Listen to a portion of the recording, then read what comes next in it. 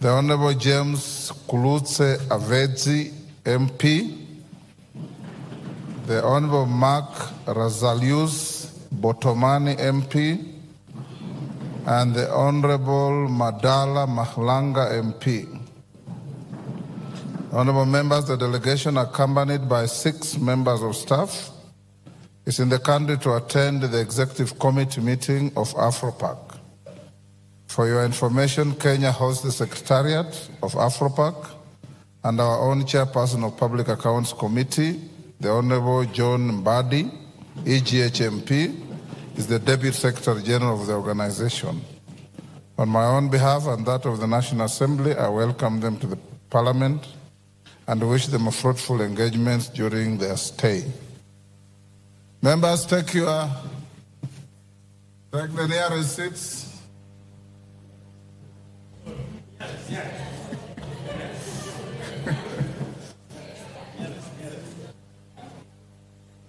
Honorable Kainan, where is your nearest?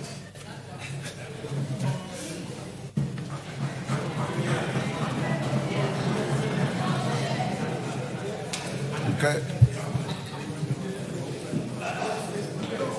Honorable members, order. Order. Honorable members, the second communication relates to 2024 Speakers Roundtable with Kenya Private Sector Alliance, KEPSA.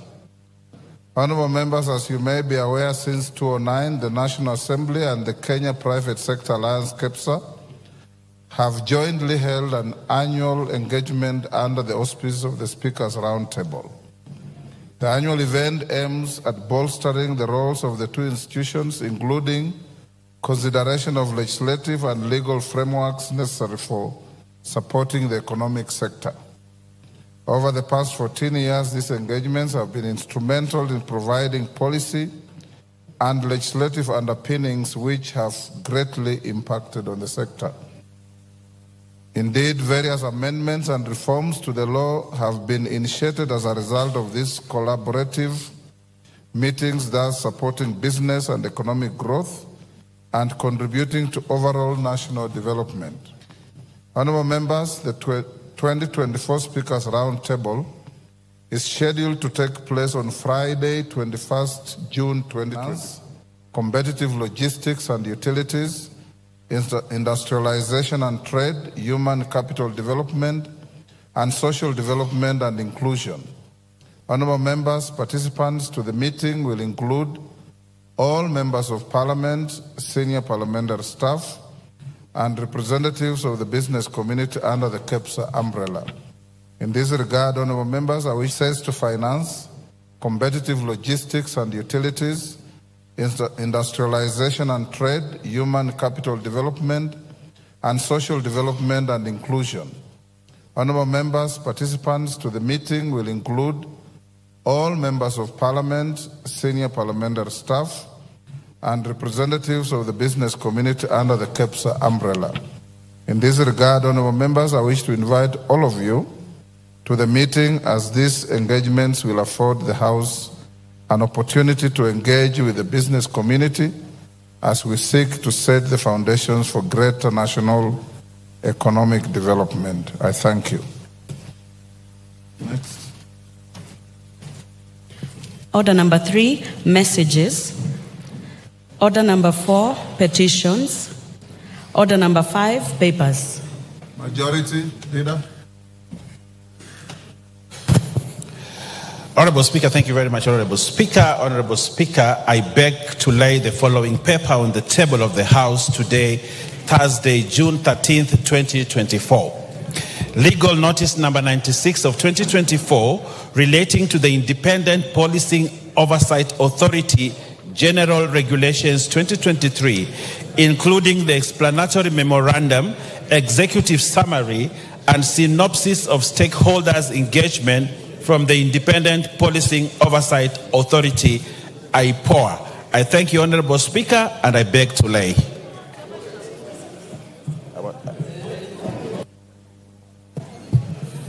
Thank you. Next. Order number 6, notices of motion. Order number 7, questions and statements. Robert Mbui. Thank you, Mr. Speaker. Mr. Speaker, this is a request for a statement regarding the directive by the Private Security Regulatory Officers. Honorable Speaker, pursuant to the provision of Standing Order 44-2C, I rise to request for a statement from the leader of the majority party regarding a directive issued by the Private Security Regulatory Authority to private security service providers on minimum wage payable to private security officers. Honorable Speaker, on 10th June 2024, the Private Security Regulatory Authority issued a public notice purportedly published as legal notice number PSRA-002-2024, directing all private security service providers, users, prospective users, representatives of users of private security services to submit to it legal commitments to comply with a set minimum wage for the private security guards. In the said notice, the authority threatened immediate cancellation of certificates of registration and subsequent deregistration of any private security firm that would not comply with the directive by close of business on Monday, 17th June 2024. Honorable Speaker, Section 70 of the Private Security Regulation Act 2016 requires a responsible CS to make regulations for the proper administration of and give effect to the Act, including matters of employment of security guards by operation of Article 95 of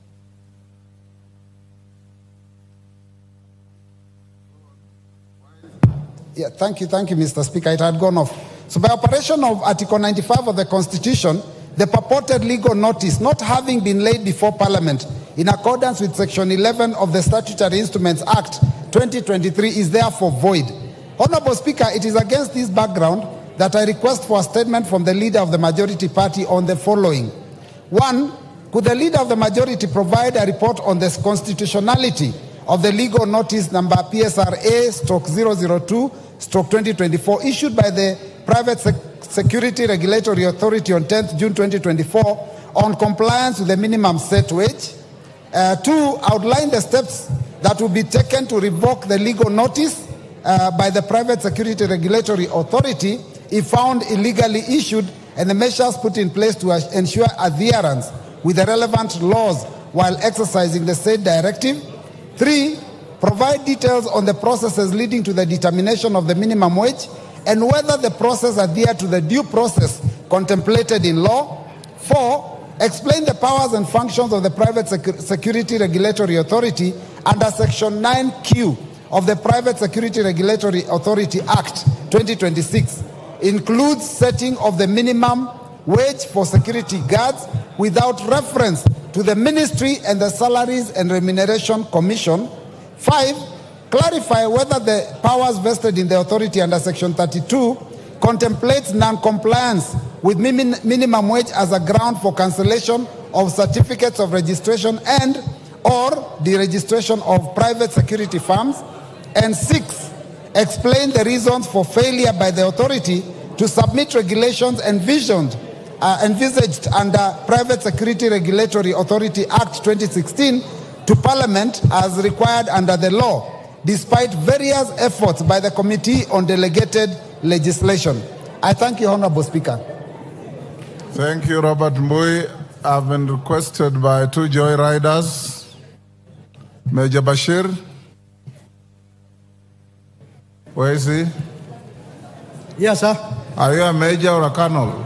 I'm a major. Major Bashir. And it's not easy to achieve the rank of a major. It's not just like going to an election and winning. Thank you, Honorable Speaker.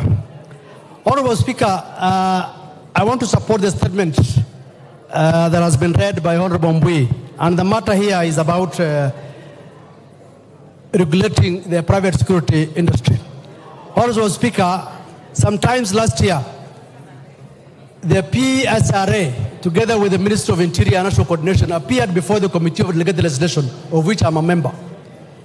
And we asked them to bring the regulations so that the committee can go through and either approve or annul. Sadly, the state regulations have not been brought to Parliament through the committee. What we are seeing now through gazette notices aimed at private security companies is a nullity in itself, because it is something which is not bound by law. Take, for example, the issue of minimum wage. It is not under the purview of the Private Security Regulatory Authority. Make your point, Bashir. We don't have much time. On matters of minimum wage, it is the Labour Council that sets minimum wage. The work of the PSRA is to ensure that it implements and enforces the minimum wage as set by the labor law. It's not under their purview to set minimum wage. Two, there's a lot of despondency on the private security industry now, because every now and then, every 2 weeks, every month, they are getting new legal notices, which, in my understanding, and the understanding of our committee for that matter, is that it has not been approved by Parliament. So the regulations out there is null and void, and I wish that the Ministry of Interior and National Coordination should ensure that they abide by the rule of law. Thank you, Honorable Speaker. Osoro, make your point in 1 minute. Thank you, Honorable Speaker. Honorable Speaker, I also rise to support Honorable Mbui's statements on the conduct and the directions given by the PSRA in regard to the private security firms raising the minimum wage of the security officers to 30,000. Honorable Speaker, the era of people or authorities making unilateral statements or directions is long gone. One can't wake up one morning and do letters, spread them across all the security firms and tell them, by this particular date, you must pay your soldiers, or rather the security officers, 30,000 shillings. Honorable Speaker, the security firms operate under contractual agreements with their clients. And there is no single contract, Honorable Speaker, except a few selected, where, in fact, even the government entities, Honorable Speaker, the set amount that they pay security firms per security officer is about 21,000 or 25,000. So, Honorable Speaker, a CEO of PSRA cannot wake up one morning and direct security firms that by force, on this particular day, make sure you pay your security officers 30,000. That is an illegality, Honorable Speaker. You cannot bypass this house, the house that makes laws. You wake up one morning, bypass this house, you ignore the subsidiary legislation process, and decide the rule is this way. Honorable Speaker, we support Honorable Mbui's statement. Thank you. Tongoyo, 1 minute. You are the chairman of security. Give him the mic. Thank you, Honorable Speaker. I want to really also comment on the issue being raised by my colleagues on the proposed increase of wage bill, minimum wage by the PSRA. Honorable Speaker, as much as it's true we agree with the concern raised by members, the issue of minimum wage is still also ongoing discussions. Honorable Speaker, it's good to agree that some of the firms, big firms like Equity, like actually some of the big institutions, pay as less as even 10,000, Honorable Speaker. So we had a proposal that we had actually proposed to the institution to adopt, whereby they are going to form categorization and give different classifications and different certificates, so that the institutions that, of course, they are big like G4S, who can able to afford the 30,000, they are given a different certificate, and they are, of course, you'll be able to be given a certificate and a classification depending on your capacity, just like the way NCA does. So, Honorable Speaker, it is a very valid discussion, but I think it's something that we should be able really to appreciate, that majority of these institutions actually pays extremely too low when themselves are actually earning more. So I think the point to look at it is that we are going to have the regulatory authority give different certificate, different classes, so that the big companies who actually able to have the capacity should be able to pay the minimum.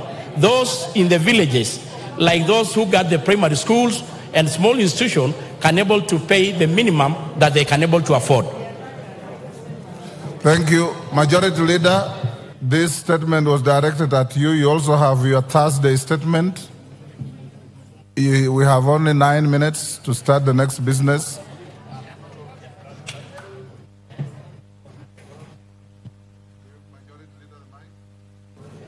Thank you, Honorable Speaker. And let me thank the Honorable Robert for that statement. And indeed, it has been a concern to many people who have also reached out to me who are running security firms. And I want to commit that I will get in touch with the ministry and give a response in the course of next week, by Thursday next week, Honorable Speaker. Honorable Speaker, if you indulge me now to go to the usual Thursday statement, as you said, in the interest of time. Pursuant to the provisions of Standing Order 44.2a, I rise to give the following statement on behalf of the House Business Committee, which met on Thursday, 11th June 2024, to prioritize the business for consideration during the week.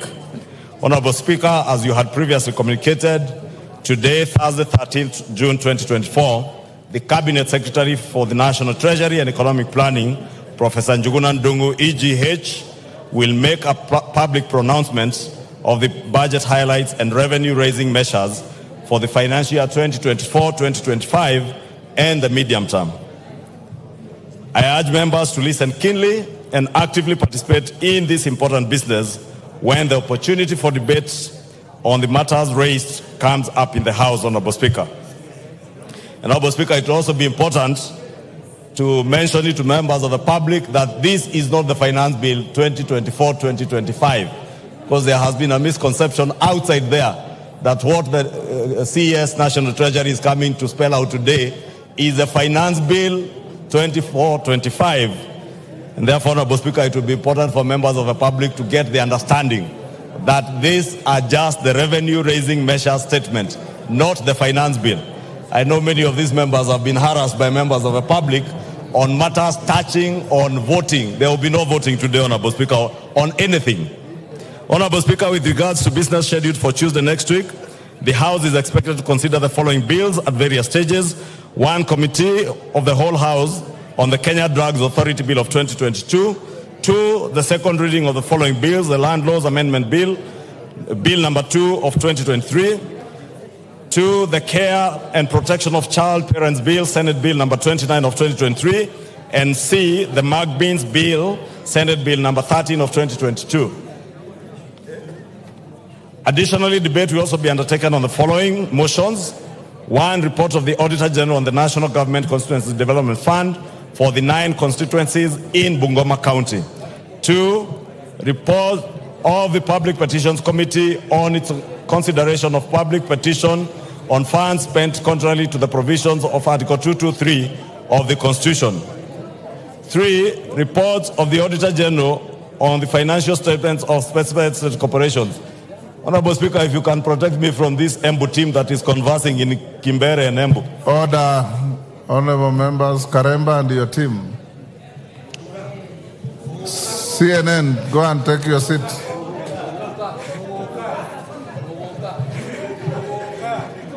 Honorable Speaker, the only word I could understand was Mogoka.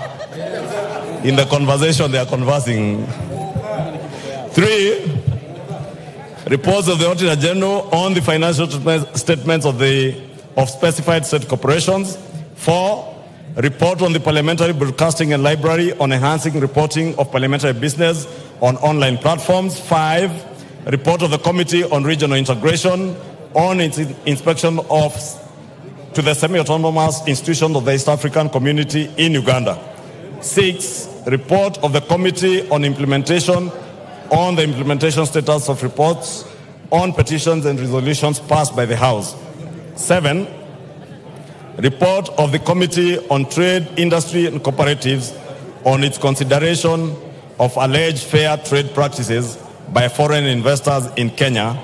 And 8, second report of the Committee on National Cohesion and Equal Opportunity on Employment Diversity Audit in Public Institutions. Honorable Speaker, in accordance with the provisions of Standing Order 42A5 and 6, I wish to convey that the Cabinet Secretary for Interior and National Administration is scheduled to appear before the House on the afternoon of Wednesday, 19th June 2024, to respond to the following questions. 1, question by private notice number 004 of 2024 by the member for Gilgil, Honorable Mother Wangare, CBS MP, regarding the death of Jasmine Njoki in Gilgil, Nakuru County. 2 questions by private notice number 05 of 2024 by the member for Samburu North, the Honorable Eli Letipila, MP, regarding the status of the investigation into the death of Honorable Paul Loshimpiro, MCA, for the Angata Nanyekia ward in Samburu North constituency. 3 questions by private notice number 006 of 2024 by the member for Luanda, Honorable CPA Dick Maungu, MP, regarding the sporadic attack which led to the killings of people in Luanda constituency. 4, Honorable Speaker, I think you may have to separate these members from Embu County. I doubt even the Cabinet Secretary will not be heard if these members sit here, Honorable Speaker.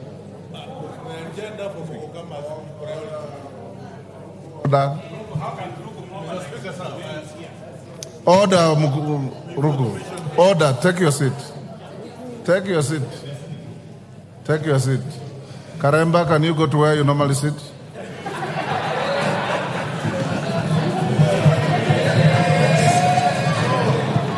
Go retreat where you normally sit. In actual fact, Honorable Speaker, these 3 seats are reserved for members of the Parliamentary Service Commission and the Deputy Speaker.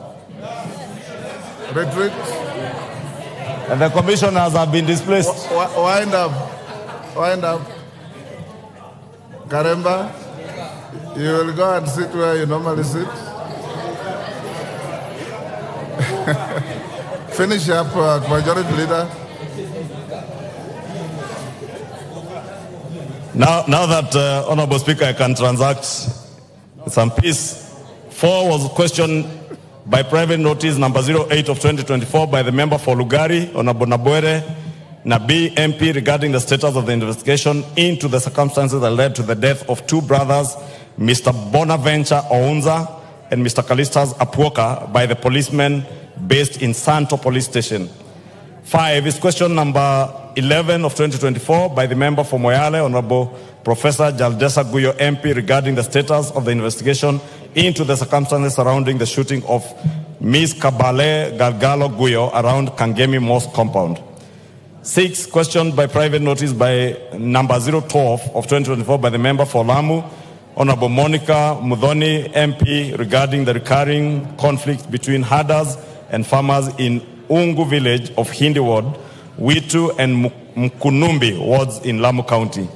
7 question number 271 of 2023 by the member for Laisamis, Honorable Joseph Lekuton, MP, regarding birth and death registration offices in Laisamis and Loyangalani sub-counties. 8 question number 02 of 2024 by the member for Matungu, Honorable Oscar Peter Navulindo, MP, regarding the surge in cases of livestock theft in the Western region and in particular Matungu constituency.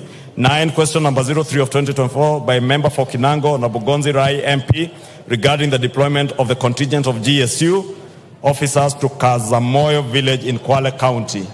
Question number 05 of 2024 by the member for Bahati, Honorable Irene Joki, MP, regarding the replacement of the vehicle with registration plate number GKB340J assigned to the Deputy County Commissioner for Nakuru North Sub-County. Question number 37 of 2024 by the member for Isiolo South, Honorable Tubi Bidu, MP, regarding the issuance of identification cards to residents of northeastern and bordering counties. Regions. Sorry, Honorable Speaker. 11 is question number 45 of 2024 by the member for Fafi, Honorable Yakub Farah, MP, regarding actions taken by the government to enhance security in Fafi constituency. 13 question number 48 of 2024 by the member for Emuhaya, Honorable Omboko Milemba, MP, regarding the intimidation and unfair labor practices against non-local teachers in Mandera County and the broader northeastern region. 14 is question number 050 of 2024 by the member for Kilome, Honorable Thadia Zambia, MP, regarding the gazettement of Nzai sub-location in Makueni constituency. 15 is question number 123 of 2024 by the member for Yata, Honorable Robert Basil, MP, regarding the omission of Yata sub-county administrative units from Gazette Notice number 1766. Lastly is question number 124 of 2024 by the member for Kiambu, Honorable Mashua Waithaka, MP, regarding delay in issuance of national identification cards within Kiambu constituency. In conclusion, Honorable Speaker, the House Business Committee shall reconvene again on Tuesday, 18th June 2024 to schedule business for the rest of that week. I now wish to lay this statement on the table of the House. Thank you, Honorable Speaker. Honorable Rahab Mukami, you have a statement which I will defer to Tuesday. Hold your horses to Tuesday. I've said I've deferred to Tuesday, so I'll give you an opportunity on Tuesday. Yes, Wangari, what's the point of order? Thank you, Mr. Speaker. It's not usual to comment after the usual statement by the Leader of Majority, but indulge me, Chair, Honorable Speaker, on the issue of private notice questions. They are supposed to have been answered within a week. Some of these issues, like the case of the girl who was killed in Gilgil, it was last year, September 12th, Mr. Speaker. You ask a question on private notice, months later, it is not responded to. What are we going to do as a House to deal with that issue of private member notice questions? Because they are taking too long, we are not getting justice and getting answers at the right time. I think it's an issue that has concerned many members, Mr. Speaker, that maybe you should give guidance to the House. I'll give you guidance next week. Honorable members, order, Honorable Ruku. Order, Honorable Ruku. I have received 2 statements. One from the women rep from Lamu, denouncing and renouncing Muguka. Another one from you, praising Muguka as a valuable resource mobilizer and crop from your region. Right? The 2 statements are with me. I'll give you time next week if you want to bring them to the House so that you can present them. But if you want to use a statement you have given to the Speaker to pick it on the floor of the House, I will not allow you. I will not allow you. So I can see the distinguished members from Embu County and lawfully occupying seats that don't belong to you. You can see those are designated seats. And I just hope that you are sitting here innocently with no intention of breaching the standing orders or causing any disaffection in the House. If you do so, you will be offending the feelings of many people. We know Muguka is a very, very contentious issue. Like I've told you, the statement from the women rep of Lam is as strong as your statement. There are 2 competing issues. Hold your horses. I'll give you an appropriate time to prosecute your case. On behalf of the members, can you say something? No. You will not say anything. If I give you time to say something, Lam will also want to say something. And I don't want to dilute the importance of this day in this Parliament. Call the next order. Honorable members will put questions on the matters that are pending. Then we go to the next issue. Order number 8, motion. Report of the Committee of the Whole House on its consideration of the Equalization Fund Appropriation Number 2 Bill, Senate Bill Number 30 of 2023. Question to be put and third reading.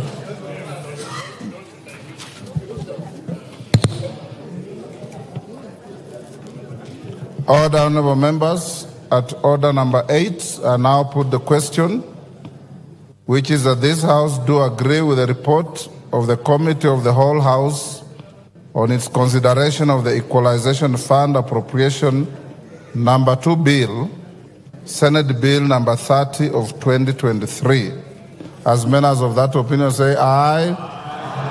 Will those of the contrary opinion say nay? The ayes have it.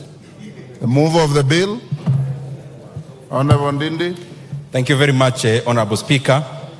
Honorable Speaker, sir, I beg to move that the Equalization Fund Appropriation Number 2 Bill, that is Senate Bill Number 30 of 2023, be now read at that time And before I call the second Honorable Speaker, I want to thank all members who ably debated this matter and for the House for passing Kenya shillings, 7.4 billion Kenya shillings that will be going into the equalization fund.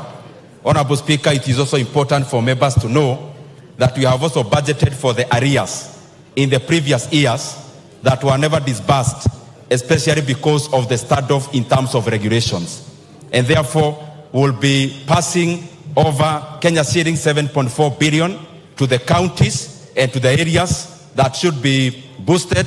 But also, Honorable Speaker, we have also included part of the arrears of the equalization fund because we want Kenya to develop together, because when every part of Kenya develops, Kenya ultimately develops. And Honorable Speaker, these are monies that will be going into infrastructure like roads, like water, and other facilities, Honorable Speaker, like in the education sector, because we want these areas that have been marginalized for too long, Honorable Speaker, for them also to catch up so that Kenya develops together. And I want to thank all members, Honorable Speaker, because we have consistently been appropriating monies into the equalization fund, and will continue to do so, Honorable Speaker, as it is provided in the Constitution. Thank you. Honorable Speaker, I now request the member for Dadaab, the Honorable Farah Marim, to second. What is out of order? What is out of order, Honorable Member? You have the mic. Thank you, Speaker. Mr. Speaker, unfortunately for the better part of this year, I've been unwell. I've not been attending sessions. Yesterday, when I was seeing the list of the constituencies that have been allocated the equalization fund, unfortunately, Mr. Speaker, Kilifi South was missing. And trying to look at all the other constituencies, I could not understand. Order, Honorable Chonga. Mr. Speaker, I just... Order. Take your seat. Order, Honorable Chonga. The Speaker does not allocate equalization funds.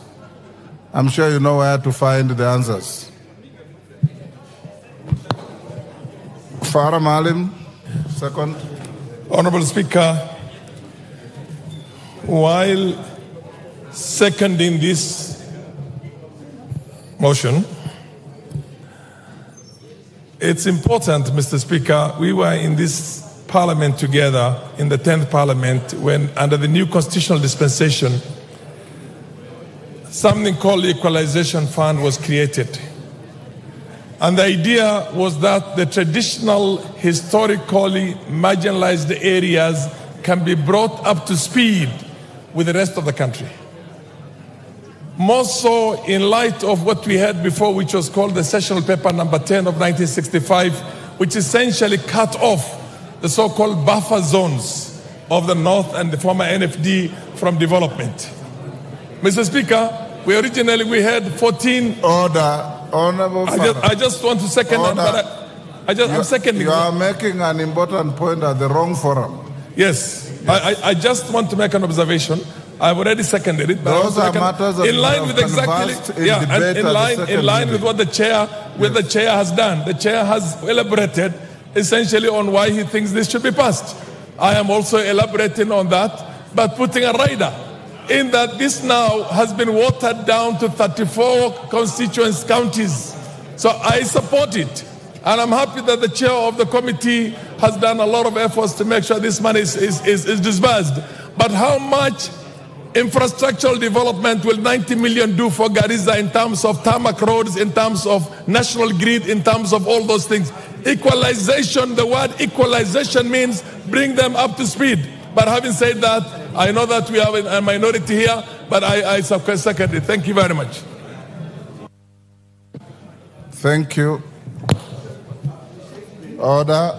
I now propose the question, but Honorable Chonga, the allocation of equalization fund is done by the CRA. Then, order, Honorable Farah. We are the ones who drafted the Constitution 2010. The areas that were identified were subsequently expanded by CRA and approved by Parliament. I now propose the question, which is that the Equalization Fund Appropriation Number 2 Bill, Senate Bill Number 30 of 2023, be now read a third time. Can I put the question? I now put the question, and I confirm that we have the requisite quorum, which is that the Equalization Fund Appropriation Number 2 Bill, Senate Bill Number 30 of 2023, be now read a third time. As many as of that opinion say aye. Aye. Will those of the contrary opinion say nay? The ayes have it. A bill for an act of Parliament to authorize the issue of sum of money out of the consolidated fund and its application towards the service for the year ending 30th June 2024 to appropriate the sum for certain public basic services and for connected purposes. Order number 9, motion, report on the consideration of the consolidated fund services expenditures for the supplementary estimates 2 for the financial year 2023-2024 and the budget estimates for the financial year 2024-2025. Question to be put. Order, honorable members. Order, Chief Whip, take your seat.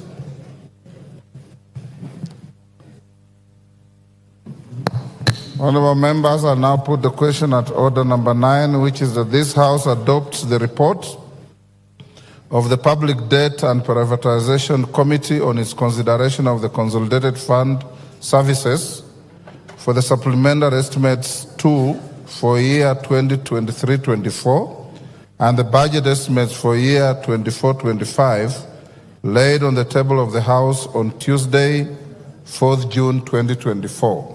As many as of that opinion say aye. Aye. Will those of the contrary opinion say nay? No. The ayes have it.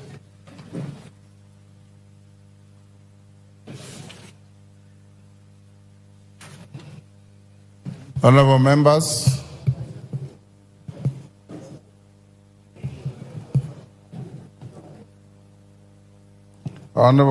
pursuant to the provisions of Section 40 of the Public Finance Management Act 2012 and Standing Orders 25A and 244C, I will now interrupt the business of the House to allow the Cabinet Secretary for the National Treasury and Economic Planning to make a public pronouncement on the budget highlights and revenue-raising measures for the national government for the financial year 2024-25 and the medium term. In accordance with the standing orders, I have also designated a suitable place in the chamber for the purpose. Honorable members, as I invite the Cabinet Secretary, I hasten to remind the House of the nature of today's event. First, the House will not make any decision on the pronouncement by the Cabinet Secretary. This is largely a ceremonial event. Members may wish to note that the House is still in the supply period, which commences with the consideration of the budget estimates and concludes with the enactment of an appropriation act. At present, the House has only considered and approved the budget estimates for the financial year 2024-25. As you are aware, the Appropriation Bill 2024 and the Finance Bill 2024, that is, the ways and means proposed to support the appropriations made by the House, will be considered at a later stage. Secondly, Order Kagombe. There was a lot of peace in the House yesterday.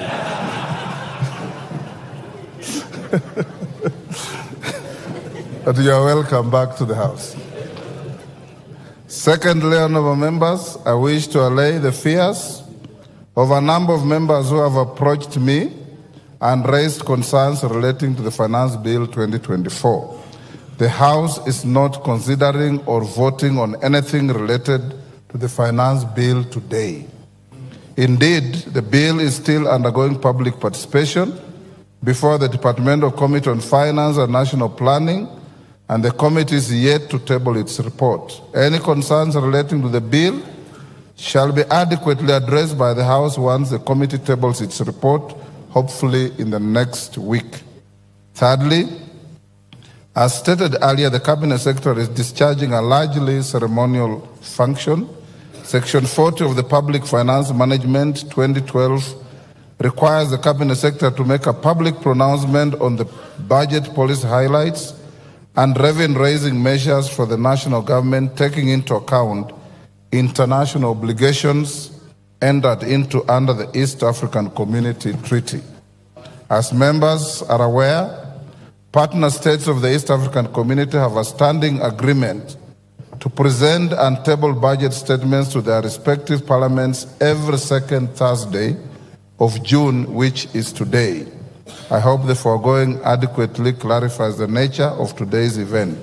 And before I call the Cabinet Secretary, I wish to welcome our invited guests who comprise Cabinet Secretaries, Principal Secretaries, members of the Diplomatic Corps, and all other invited guests seated in the Speaker's row, diplomatic boxes, and the galleries. The Cabinet Secretary for the National Treasury, Professor Njuguna Ndungu, PhD, EGH, you may now proceed to the podium.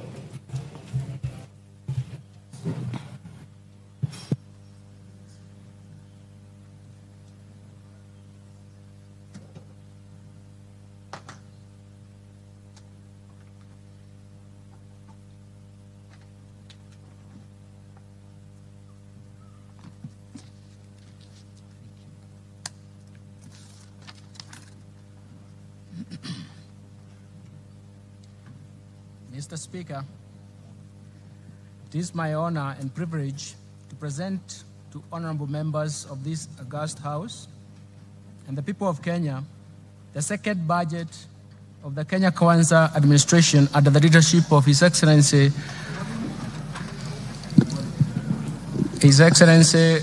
Dr. William Samoei Ruto, the President of the Republic of Kenya and the Commander-in-Chief of the Defense Forces. This budget reaffirms the priority policies and strategies for achieving the bottom-up economic transformation agenda that is progressively improving the livelihoods of Kenyans. This statement is presented in the fulfillment of the requirements of Standing Order number 241 of the National Assembly and Section 40 of the Public Finance Management Act 2012 that requires that the Cabinet Secretary for the National Treasury to make a public pronouncement of the budget policy highlights and revenue-raising measures for the national government. Mr. Speaker, since 2020, our economy has been unwinding from the effects of negative and even persistent global and domestic shocks that have pushed the economy to its lowest activity level. These shocks include the COVID-19 pandemic, second, the global supply chain disruptions, third, the effects of climate change from prolonged drought in 2021 and 2022, and even the floods of 2023-2024. And measures to mitigate these negative shocks embarked on structural reforms under the bottom-up economic transformation have been successful in ameliorating these effects. The efforts have reduced the cost of living and created vibrancy in the economy that have shown signs of strong economic recovery. Mr. Speaker, in several regions, Kenya has sunk into abject poverty, largely because markets in their segments were interfered with or not properly governed. The failure to protect and regulate markets disrupted their development and, more importantly, curtailed further investment in those sectors such as coffee, sugar, cotton, pyrethrum. The institutional failure problem pushed policy to fail. In this context, the bottom-up economic transformation agenda interventions at the bottom of the pyramid are targeted to ensure that the markets are properly governed to work for everybody, and especially the poor. Mr. Speaker, for Kenya to transition from the middle-income status of the economy to an upper middle-income status as envisioned in the Kenya Vision 2030, two driving factors are important. That is, we must develop our human capital capability, and we have to increase production and productivity. Mr. Speaker, the Kenyan economy is susceptible to the ravaging impact of climate change, as demonstrated in the 2021-22 severest drought, which was more severe, which we haven't seen in the last 40 years, and the events of floods that have led to massive loss of property and life. The most important thing is that these shocks have shifted budgetary resources from economic activity to saving lives and rebuilding damaged infrastructure. And this calls for urgent and decisive interventions, especially to our supply side, which I will later address in this statement. Mr. Speaker, our fiscal policy is geared towards supporting bottom-up economic transformation agenda through continued implementation of a fiscal consolidation plan designed towards slowing down the growth of public debt without compromising economic growth. The fiscal consolidation efforts will continue to target domestic revenue mobilization and rationalization of spending through improved public financial management while reallocating resources in priority areas. Mr. Speaker, in this year's budget process, we accorded Kenyans an opportunity to share their views on how to address the economic challenges facing the country. Kenyans responded to our call and requested the government to address, through this budget, first, the devastating effects of the ongoing floods; second, taxation concerns and cost of living; third, the level of unemployment; fourth, protection of the poor and the vulnerable; fifth, reduction of wastage in public expenditures at the national and county governments level. Today, Mr. Speaker, I wish to assure Kenyans that we have listened to their concerns, and we have spelled out measures to address through this budget. In this regard, the budget highlights, and even the government's plan to strengthen the resilience of our economy to navigate the global turbulence, accelerate economic transformation, and decisively address the overarching developmental challenges in line with better bottom-up economic transformation agenda. It is in this context we have chosen the theme of this year's budget as sustaining the bottom-up economic transformation agenda, fiscal consolidation, and investing in climate change mitigation and adaptation for improved livelihoods. Mr. Speaker, it is now my privilege and honor to present the economic policy context of this budget. Thereafter, I will broadly outline the policy priorities and structural reforms underpinning the bottom-up economic transformation agenda. The proposed resource allocation as well as revenue-raising measures that the government will implement in the financial year 2024-2025 budget are going to be summarized. But, Mr. Speaker, we have to remember that we have one major problem that has three phases. This problem is as follows. There is increased demands for increased spending or expenditures from the government. That means that either we have to finance that through taxes or debt. The second dimension of this problem is that there is limitation and even constraints imposed in terms of public debt accumulation and even the debt carrying capacity of the economy. That, and more fundamentally, there are limitations in terms of mobilizing higher tax revenues, something that we have to remember, something that is quite critical from our side. Let me turn now to the economic policy context.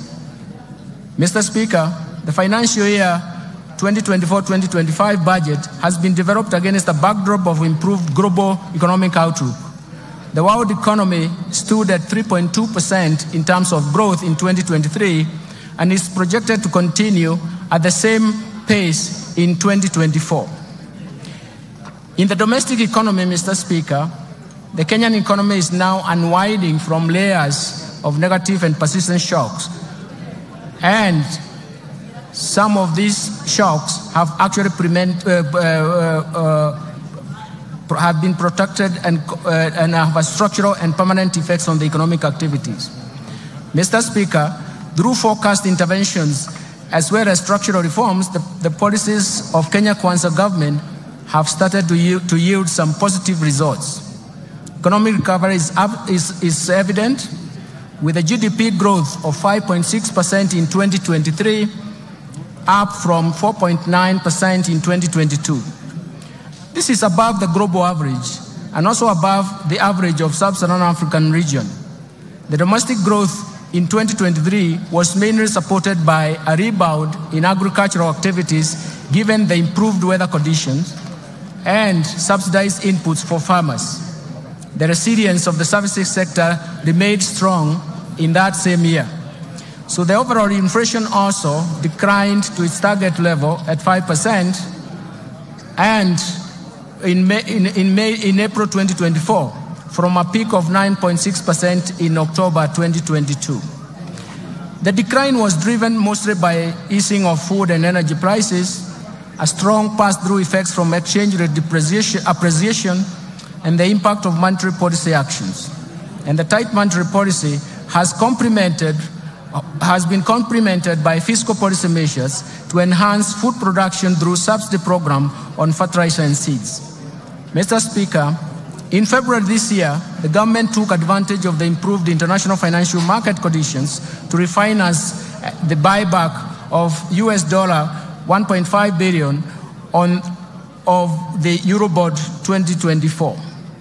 The government, through this process successfully removed the uncertainty of the settlement of the Eurobond.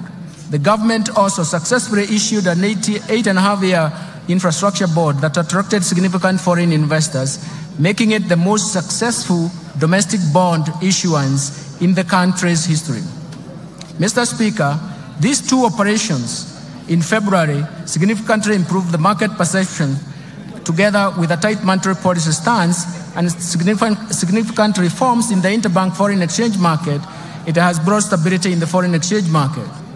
As of 31st May 2024, the exchange rate was Kenya shillings 130.20 to the US dollar, from a high of 163 earlier on in January. And this represents a significant appreciation of 18.7%. The appreciation and stability of the exchange rate created confidence and triggered inflows of foreign exchange foreign direct investment, and attracted investors to the Nairobi Securities Exchange. In order to enhance monetary policy transmission, the Central Bank of Kenya has adopted a new monetary policy implementation framework, and this is based on inflation targeting and introduces an interest rate corridor around the central bank rate. The interbank rate is expected to be within this corridor. In addition, the Central Bank of Kenya launched the DAO CSD, a central securities depository infrastructure that delivers world-class level of registry, custodial, and even settlement services for both primary and secondary market operations. Mr. Speaker, I wish to encourage Kenyans and investors to take advantage of the DAO CSD to invest in risk-free treasury bills and bonds in order to grow their wealth and secure their financial future. We have simplified the DAO CSD, and investors can simply use the USSD *866# to log in and invest a retail bond for amounts as low as 600 shillings. This also will be launched to make investments of government securities all inclusive and include the bottom of the pyramid. Mr. Speaker, the strong economic fundamentals, together with the renewed investor confidence, is a signal for accelerated, broad economic growth and creation of jobs for our youth.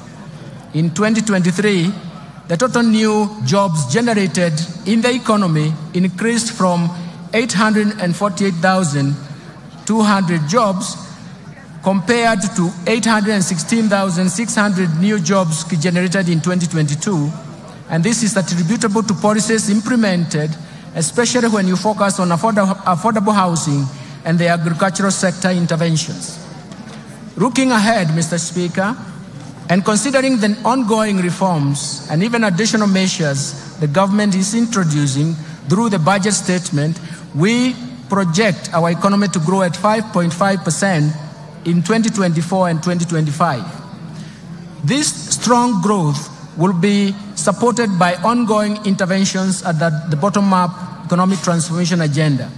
In this regard, the government will accelerate investment in human capital development and capital accumulation, in market development, protection and regulation, in domestic resource mobilization, in reforming and restructuring government institutions, and finally, and more important, digitization to usher an era of efficiency in economic management to support economic recovery. Mr. Speaker, in order to safeguard macroeconomic stability and protect the fragile economic recovery, monetary and fiscal policies will remain very prudent.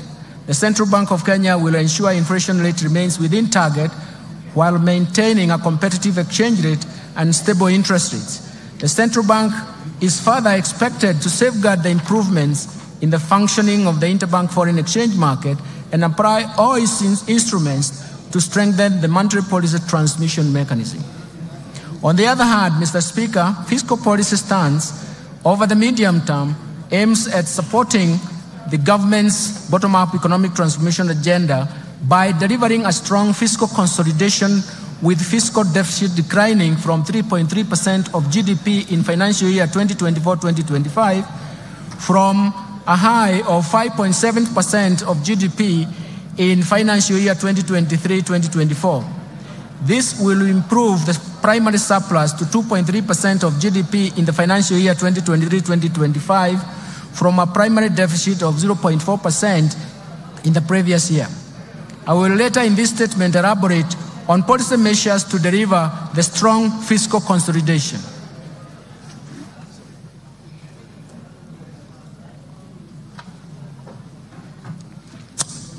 Mr. Speaker, this economic outlook is not without risks. We continue to witness external shocks and recurrence of extreme weather events that not only affects the economic activities, but also pose major fiscal risks.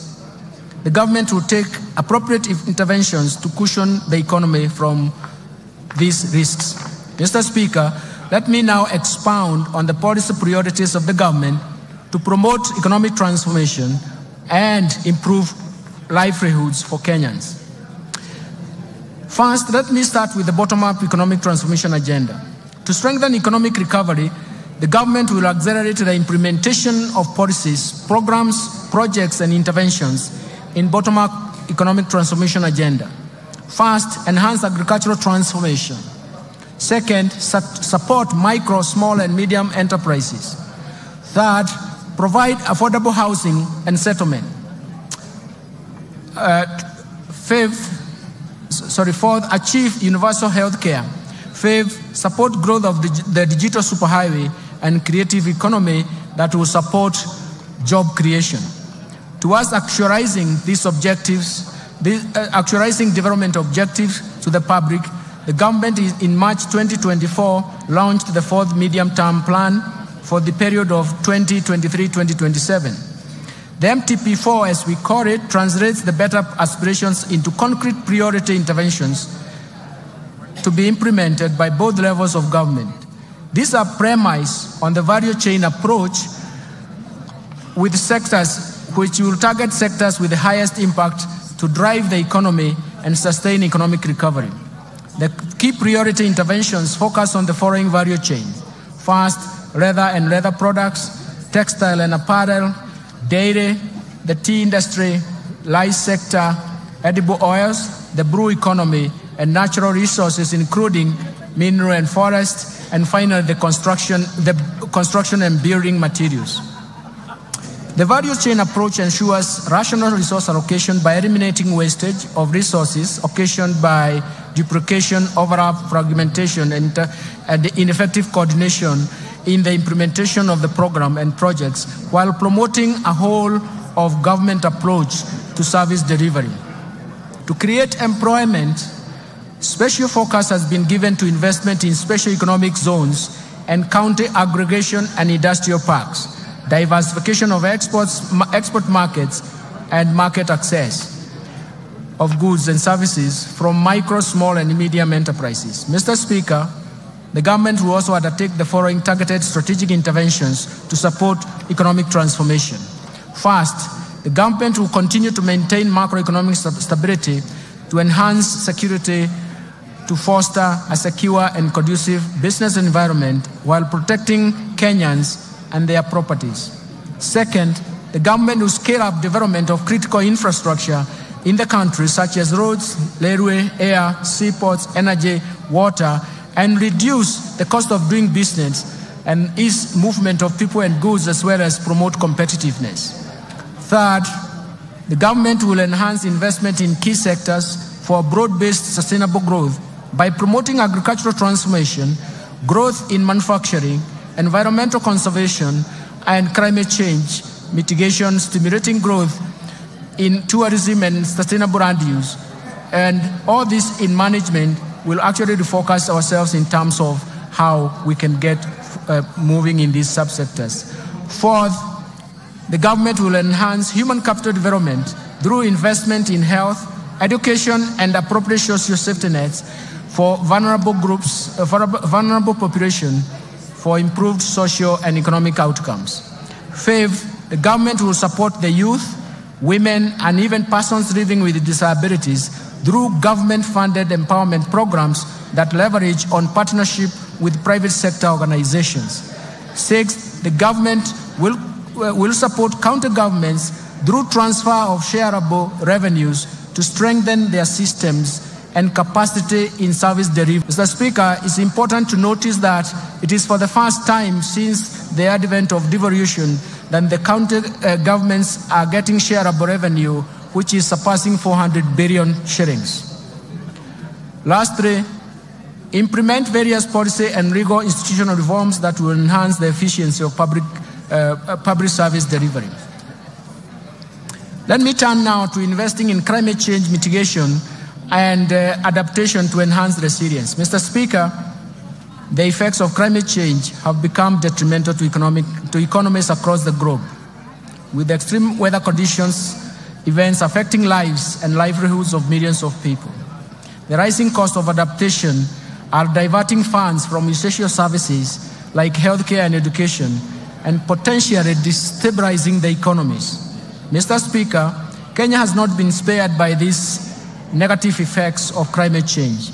The recent unprecedented floods that our country faced following the prolonged drought in 2021-2022 claimed lives, caused injuries to many people, and wreaked havoc on property, infrastructure, and livelihoods. The government responded promptly and undertook short-term measures to mitigate the devastating impacts of the drought and floods. Going forward, we shall formulate and implement long-term climate change adaptation and mitigation strategies to generate strong resilience pathways. Mr. Speaker, our climate action agenda is informed by the need to restore our degraded ecosystem that include forests, rivers, and wetlands.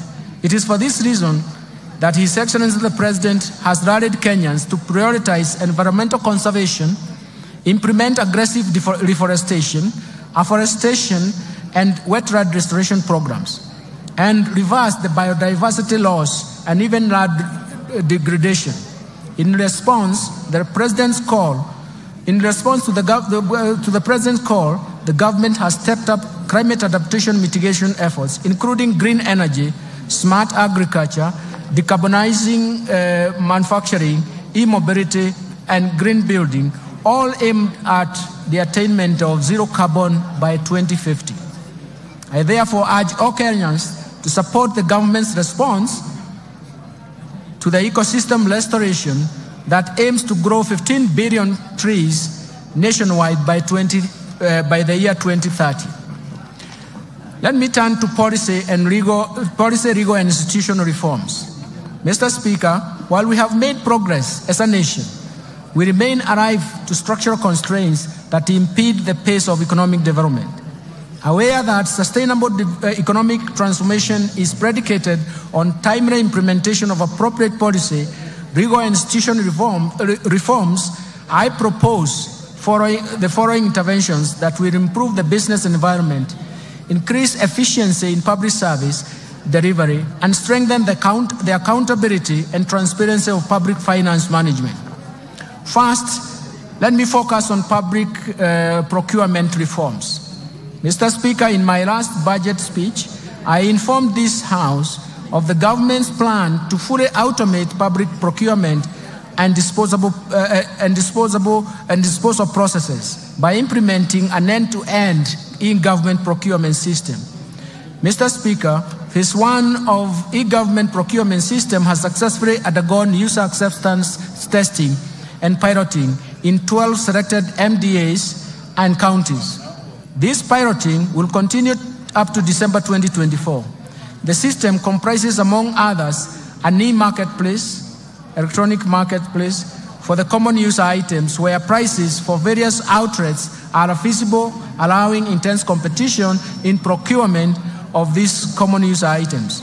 Once the e-government procurement system is rolled out, all MDAs and executive offices of county governments will be required to fully transition to the system, while state agencies and corporations, county assemblies, and even county agencies will be onboarded in the second phase within the 2024-2025 fiscal year. The system will reduce cost of goods, works, and even services between 10 and 15%, maximize value for money, and increase the transparency of procurement. Second, let me turn to restraining growth of public sector wage bill.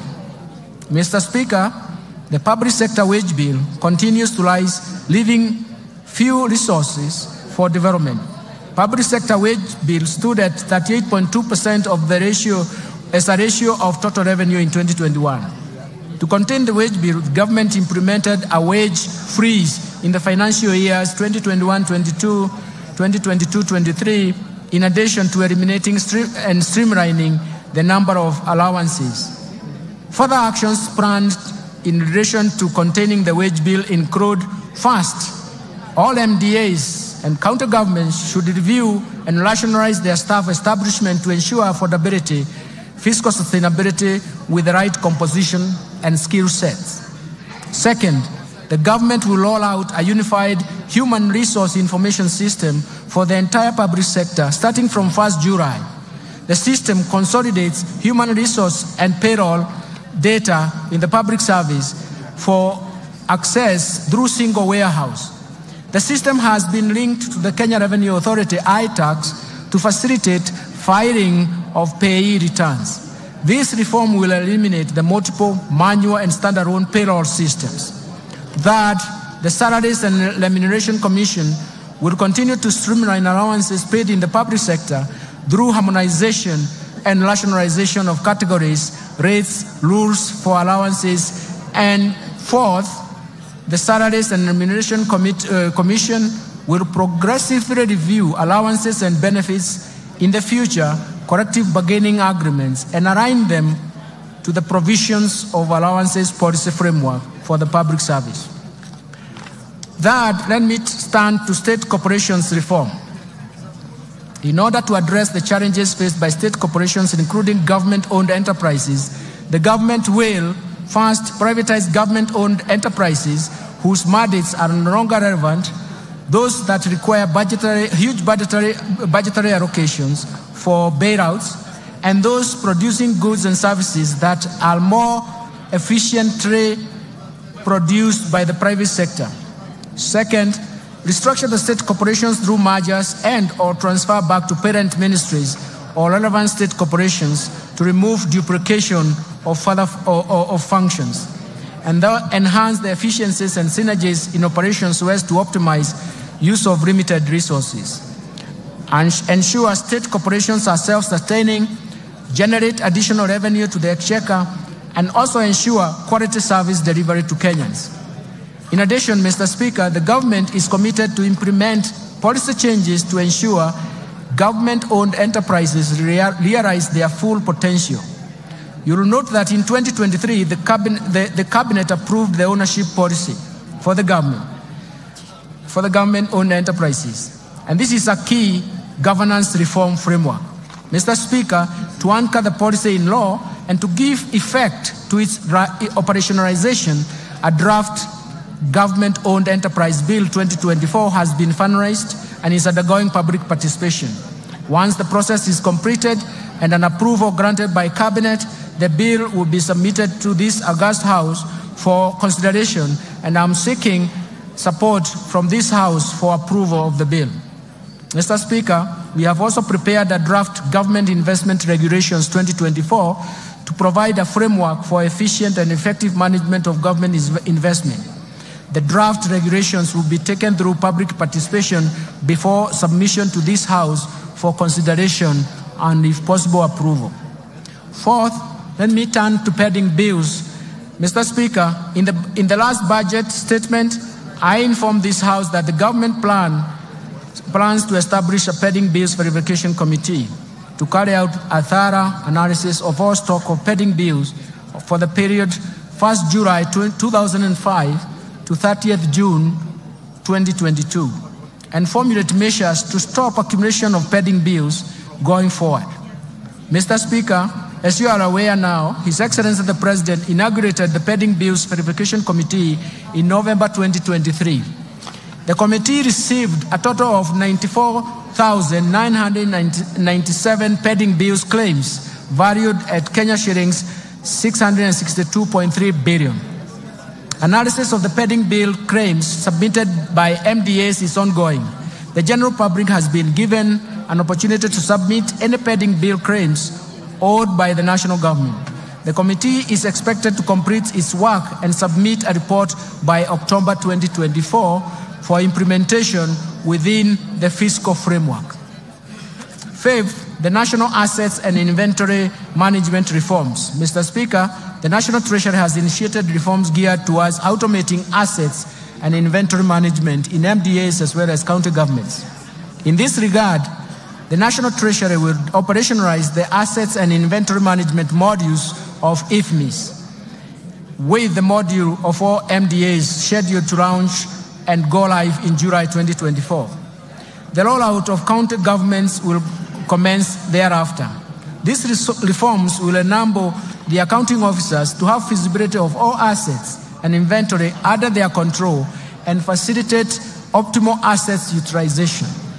Sixth, let me turn to financial sector reforms. Mr. Speaker, the Kenya banking sector remains stable, resilient, and continues to play its role in mobilizing funds and channeling them to deserving productive economic sectors and activities.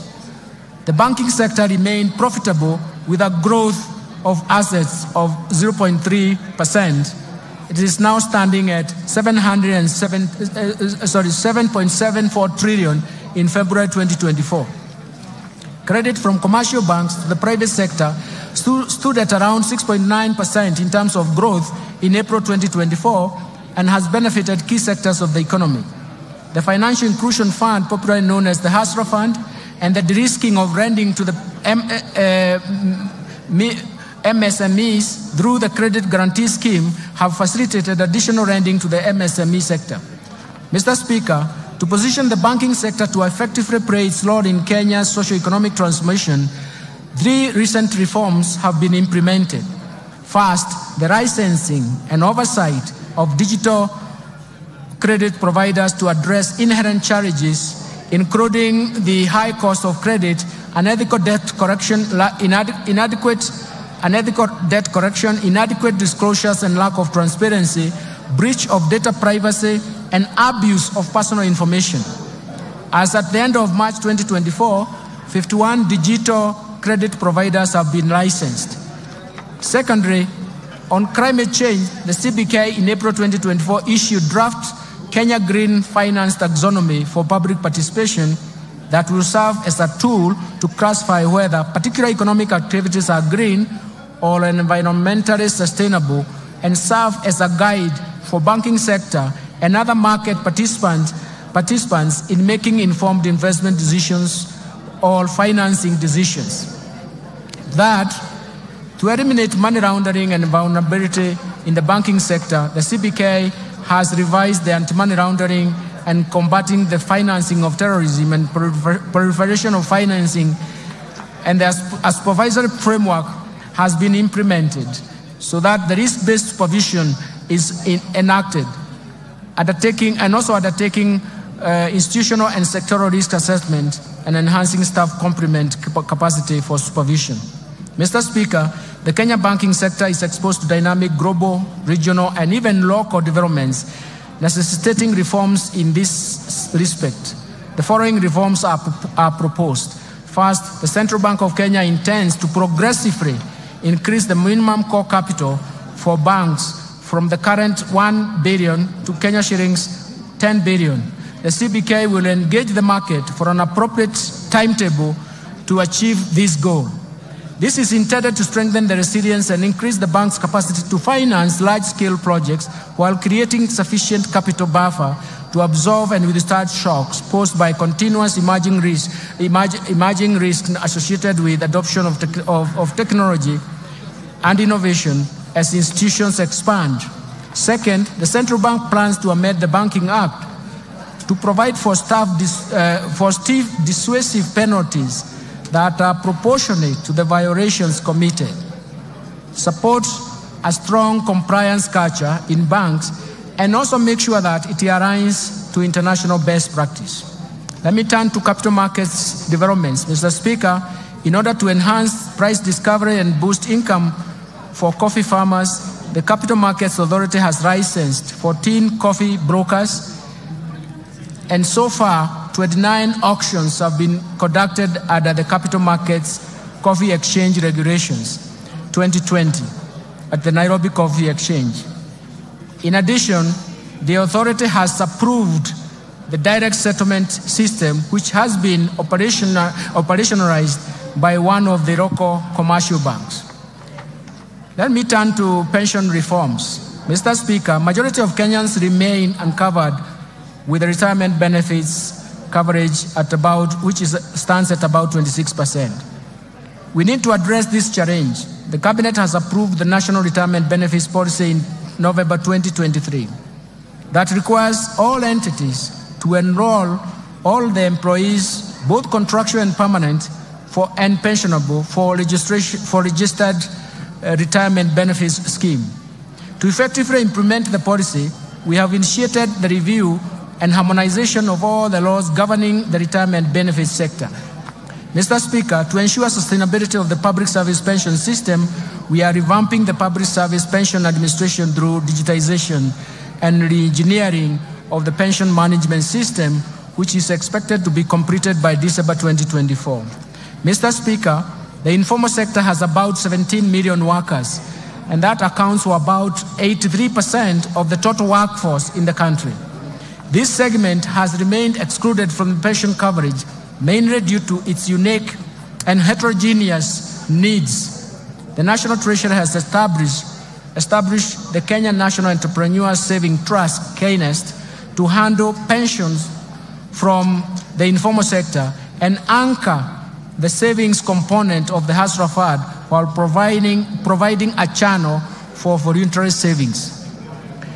Let me turn to insurance reforms. Mr. Speaker, to facilitate the growth of the insurance sector, the government developed a national insurance policy. This policy is guided by the review of the Insurance Act, which has served its purpose, albeit with progressive amendments, for the last 30 years. The Insurance Professionals Bill 2024, currently under consideration by this august House, will also strengthen the standards of practice in insurance and improve stability and performance of the insurance companies. And now turn to the fiscal framework, Mr. Speaker.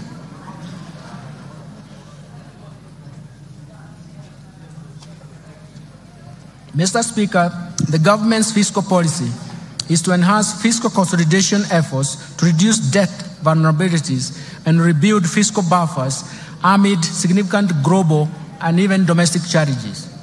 These external and domestic shocks that Kenya has experienced serve as a reminder of the importance of fiscal buffers. Mr. Speaker, the focus of our fiscal policy thus remains to reduce the deficit from 5.7% of GDP in the current financial year to 3.3% in the financial year 2024-2025. We're going to do this through various means. First, domestic resource mobilization. Mr. Speaker, implementation of government's plan for rapid and inclusive socio-economic transformation largely depends on robust revenue growth rate. Indeed, despite significant government investment in reforming the tax structure, the tax to GDP is estimated at 11.5% of GDP as of 2022-2023 against an estimated potential of 25% of GDP. And this is also the convergence criteria in the East African community countries. We therefore urgently need to address the challenges that negatively affects our revenue correction, some of these challenges include, first, there is an existence of hard-to-tax sectors. The economy is dominated by a large informal sector that is mostly outside the current tax instrument, leaving the country to rely on a narrow tax base, and it is time to reverse this trend. Second, proliferation of tax expenditures over the years. Tax expenditures are estimated right now at 2.9% of GDP if you consider the 2022 data, that it has major erosion to the tax base. Third, low tax compliance largely attributed to factors such as the technical and complex nature of our tax laws and procedures, taxpayer apathy due to perceived inefficient use of tax revenues, high compliance costs, and inadequate taxpayer education. Fourth, there are difficulties in taxing emerging digital economy. The tax system is not fully equipped to deal with the emerging business models that leverage on the digital technology. Finally, Mr. Speaker, inadequate modern technology equipment for use at every stage or exit border points, misdeclaration and even misclassification of goods, inadequate customs border posts, infiltration of counterfeits, smuggling, and diversion of goods. Mr. Speaker, in order to address these challenges and enhance the revenue mobilization, we shall implement a combination of tax policy and administrative reforms. The reforms are premised on the need to ensure that taxes are more supportive to economic activity. They do not distort the market and have a predictable tax structure. The reforms include, first, implementation of tax policy and administration measures proposed in the Finance Bill 2024. Second, implementation of the medium-term revenue strategy to expand the tax base to 20% of GDP over the medium term. Third, to strengthen the tax administration for enhanced compliance through leveraging on technology to revolutionize tax processes, sealing revenue loopholes, and enhancing the efficiency of tax system. And finally, we're focusing on unlocking additional non-tax revenue potential by MDAs through the services they offer to the public. Let me turn to improving the efficiency of public expenditure. Mr. Speaker, turning to expenditures, we should ensure that our scarce resources are used in the most efficient and effective way. Mr. Speaker, in order to move towards a balanced budget and further improve efficiency in public spending, the following bold actions and reforms have been outlined in the financial year 2024-2025. First, rationalization of transfers to SAGAs by at least 30% from the financial year 2023-2024 approved budget, in line with the overall austerity measures, cutting across all ministries, departments, and agencies. Second, curtailing spending on the following expenditure items: foreign travels, rationalization of all training expenses across government, and restricting all training to within government institutions, rationalizing all allocations for purchases of motor vehicles, and suspending purchases of furniture for a period of 1 year, and suspending all refurbishment and partitioning of government offices. Third, the expenditure control measures that include suspension of all new recruitment in the public sector for 1 year, for the next 1 year, audit and cleanse all public payrolls, pension and transfers to the vulnerable, with a view to eliminate ghost workers as well as enforce payments of salary scales and that are approved as recommended by SRC, and consolidation of public procurement for common user items. Fourth, minimizing government expenditure but by leveraging on technology, and this will entail use of Wi-Fi emails for efficient communication. 5, reviewing the insurance schemes, especially looking at EDU, AFIA, indigence, public service, police, and prison commissions and independent offices under the universal health coverage, and align them to the Social Health Insurance Fund. The Social Health Insurance Fund now will be important because it will afford all Kenyans a universal health care with more benefits. 6th, suspending the policy of SAGAs investing surplus funds and enforce the requirement of PFM Act 2012 and the PFM Regulations 2015 to surrender such funds to the Exchequer. And finally, reviewing the regional development authorities to remove duplication of laws within those county governments and MDAs. Since the beginning of this financial year, the government has also implemented initiatives to contain the growth of expenditures. First, the government has undertaken measures to reduce spending to non-priority expenditures. Second, the public-private partnership framework targets commercially viable projects, but also considers the contingent liabilities that come under this framework. And third, we are reviewing the portfolio of externally funded projects with a view to restructuring and realigning them with bottom-up economic transformation agenda. All these initiatives, Mr. Speaker, will help lower the expenditures. I now turn to revenue measures, revenue projections. Mr. Speaker, with the policy measures and structural reforms highlighted above, we project total revenue collections, including appropriations in aid for the financial year 2024-2025 budget, to be Kenya shillings 3,343.2 billion, equivalent to 18.5% of GDP. Of this, ordinary revenue is projected to be Kenya shillings 2,917.2 billion, equivalent to 16.2% of GDP.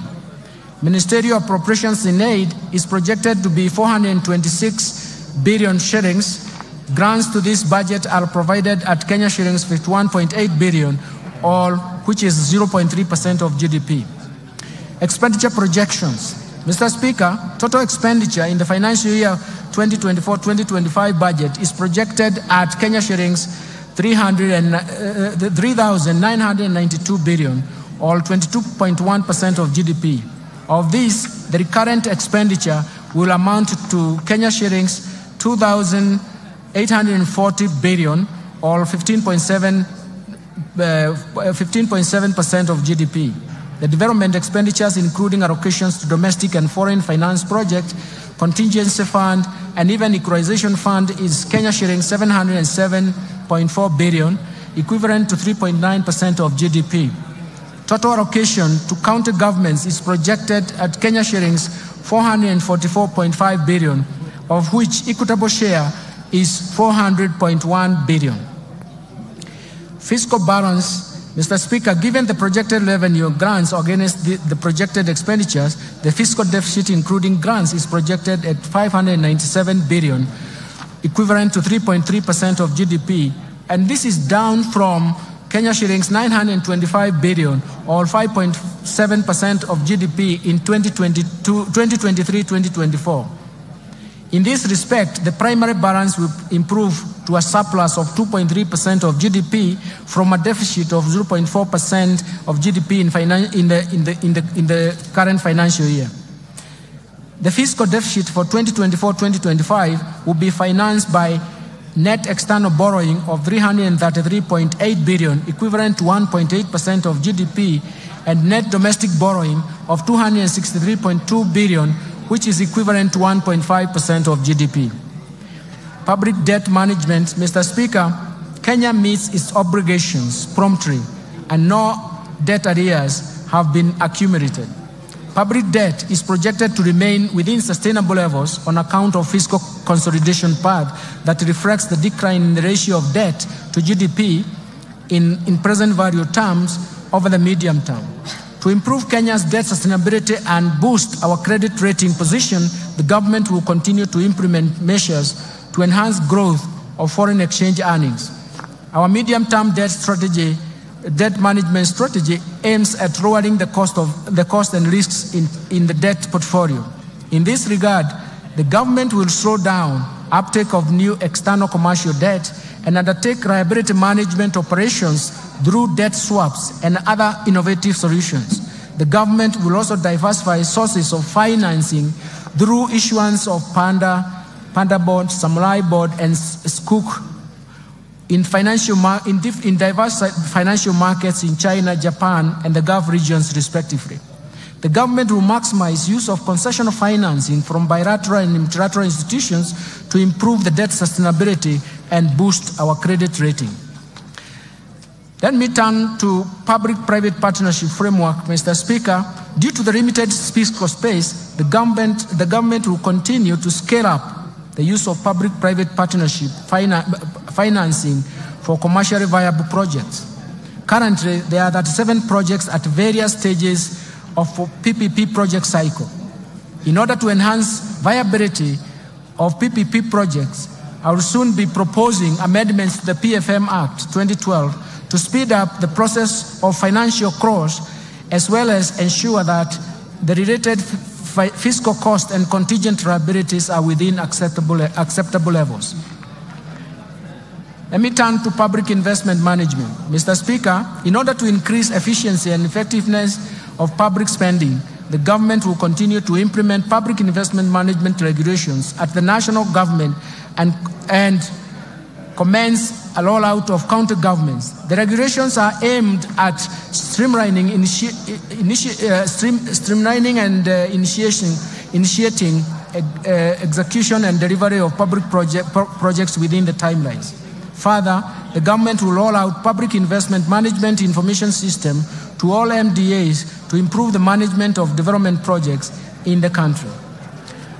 Strengthening financial management reforms is very critical, and now I'll turn to this migration to accrual accounting, Mr. Speaker. The transition to accrual accounting from cash basis marks a significant milestone in our nation's journey to strengthening public finance management. In recognition of this, the Cabinet in March 2024 approved the transition from cash to accrual basis of accounting to improve cash management and enhance the financial and fiscal reporting. The accrual accounting will enable the government to account for all assets and liabilities, including all government assets. With accrual accounting, we will also be able to account for all pending bills, public debt, and pension liabilities. Mr. Speaker, this is an important step to strengthen the public finance management, and I will therefore direct all MDAs and county governments to migrate to accrual accounting starting July 2024. This effectively means, Mr. Speaker, that the last financial statement to be prepared on cash basis by national and county governments will be for the financial year 2023-2024.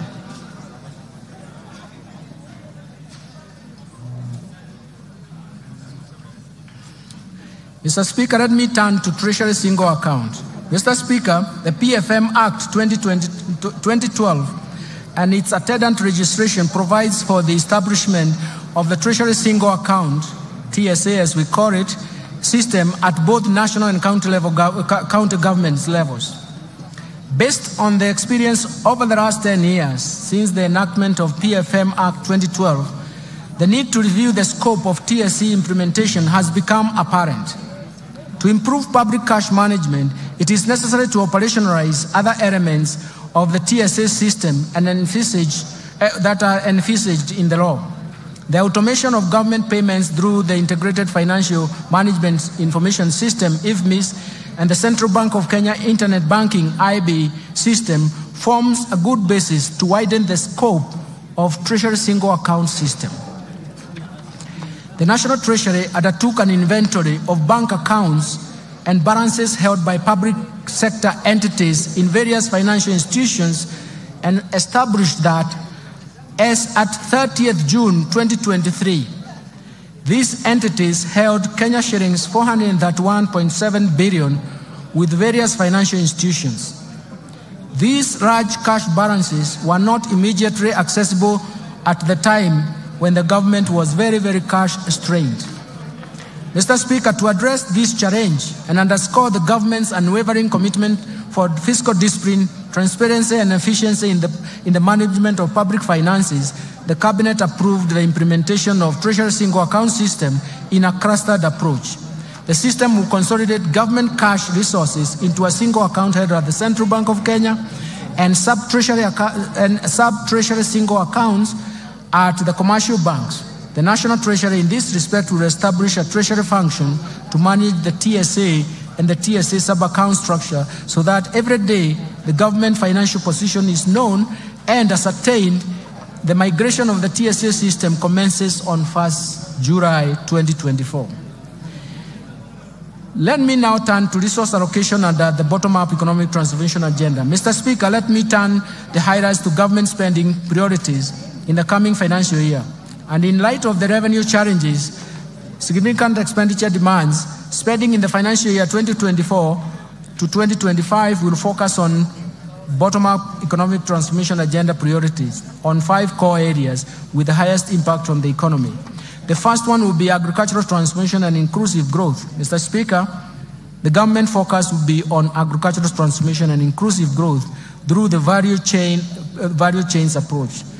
This aims at providing adequate and affordable working capital to all farmers through cooperative societies. This, we consider them as aggregators, and deploy the modern agricultural risk management instruments that ensure farming is profitable and incomes are predictable.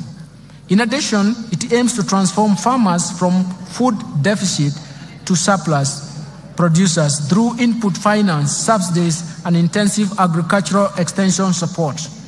This will raise productivity of key food value chains, reduce dependence on basic food imports, revamp underperforming export crops, and expand to new high-value emerging crops, and boost tea value chain through breeding and branding.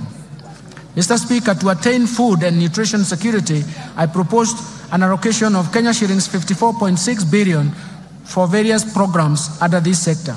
This includes Kenya shillings 10 billion for the fertilizer subsidy program, Kenya shillings 6.1 billion for the National Agricultural Value Chain Development Project, Kenya shillings 2.5 billion for the Enable Youth Program, Kenya shillings 2.4 billion for the Enable Youth and Women in Agriculture, Kenya shillings 747 million for small-scale irrigation value chain, irrigation and value addition project, Kenya shillings 642.5 million for the food security and crop diversification project.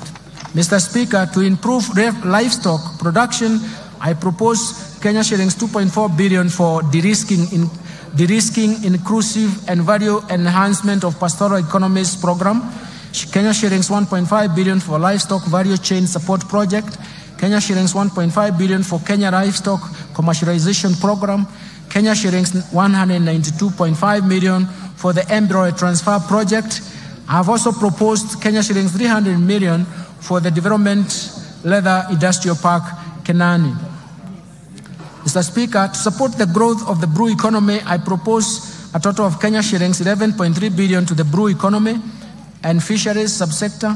This includes 3.7 billion to aquaculture business development project, Kenya shillings 3.1 billion to the Kenya Marine Fisheries and Socio-Economic Development Project, Kenya shillings 540 million for rehabilitation of fish riding sites, Kenya shillings 695.5 million for Riwatoni Ultra-Modern Fish Hub, and Kenya shillings 600 million for marine fish assessment.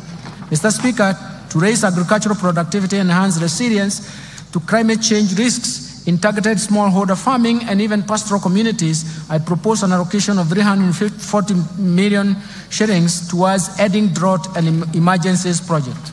Mr. Speaker, to ensure legitimacy of RAD ownership and settle the RAD race, I propose a sum of 5.5 billion.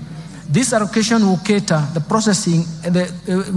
the processing and registration of the title deeds, settlement of the RAD race, digitization of the RAD registry, georeferencing of RAD parcels, and construction of RAD registries.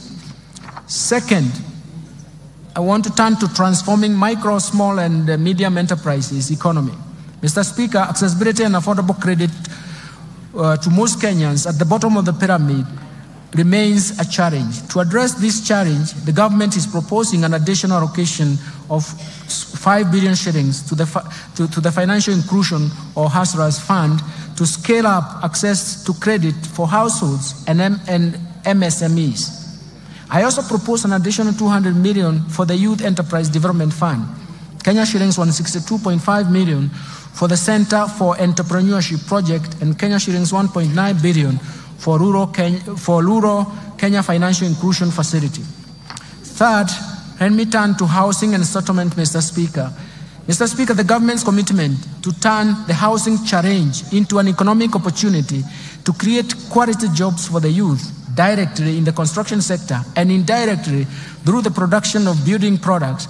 This will be achieved through, among other measures, facilitating a delivery of 200,000 houses per annum and enabling low-cost housing mortgages. To continue supporting this initiative, I have proposed an allocation of 92.1 billion shillings for the housing, urban development, and public works. This includes Kenya shillings 8.3 billion under the Kenya Urban Program, Kenya shillings 3 billion to Kenya Mortgage Refinance Company for enhancement of the company's capital as well as for lending to the primary mortgage lenders, Kenya shillings 32.5 billion for construction of affordable housing units, Kenya shillings 15 billion for the construction of social housing unit, Kenya shillings 14.7 billion for social and physical infrastructure. Mr. Speaker, other proposed allocation to the housing, urban development, and public works include 11.3 billion for the Kenya Informal Settlement Improvement Project Phase 3, Kenya shillings 1 billion for the construction of markets, Kenya shillings 1 billion for the National Slum Upgrading Program, Kenya shillings 1 billion for the construction of housing units for the National Police and Kenya prisons, Kenya shillings 496.3 million for the construction of food bridges, Kenya shillings 444 million targeted to support construction of county headquarters that are targeted. Fourth, universal health care coverage. Mr. Speaker, the government is committed and determined to realize the constitutional right to health by promoting access to quality and affordable health care through universal health care coverage program. Towards this end, Mr. Speaker, I have proposed an allocation of 127 billion to the health sector to support various activities and programs. These include 4.2 billion for Kenya shillings, 4.2 billion for universal health care coverage, coordination and management unit, Kenya shillings 2 billion for free maternity health care, Kenya shillings 3.6 billion for managed equipment services, Kenya shillings 861.5 million to provide medical cover for the orphans, elderly, and severely disabled persons in our society, Kenya shillings 4.6 billion to cater for the stipend and acquisition of specialized medical equipment for the community health promoters, and 4.1 billion shillings for primary health care fund. Mr. Speaker, throughout the cases of HIV, AIDS, malaria, and tuberculosis, and enhance the vaccines and immunization program in the country, I have proposed Kenya shillings 28.7 billion for the Global Fund and Kenya shillings 4.6 billion for vaccines and immunization programs, respectively. Mr. Speaker, to enhance the early diagnosis and management of cancer and reduce the burden of treatment among Kenyans, I have proposed an allocation of Kenya shillings 1.1 billion to strengthen cancer management in Kenyatta National Hospital and Kisii Level 5 hospitals. I have also proposed Kenya shillings 2 billion to the Emergencies, Chronic and Critical Illness Fund.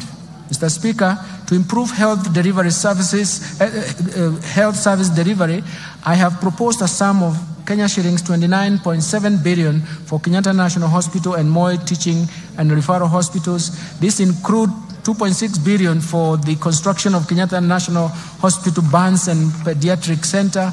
I've also proposed Kenya shillings 5.2 billion for the Kenya Medical Supplies Agency, Kenya shillings 2.5 billion for the Kenya Medical Research Institute, Kenya shillings 1 billion for procurement of family planning and reproductive health commodities, and Kenya shillings 760 million for procurement of equipment at the National Blood Transfusion Services.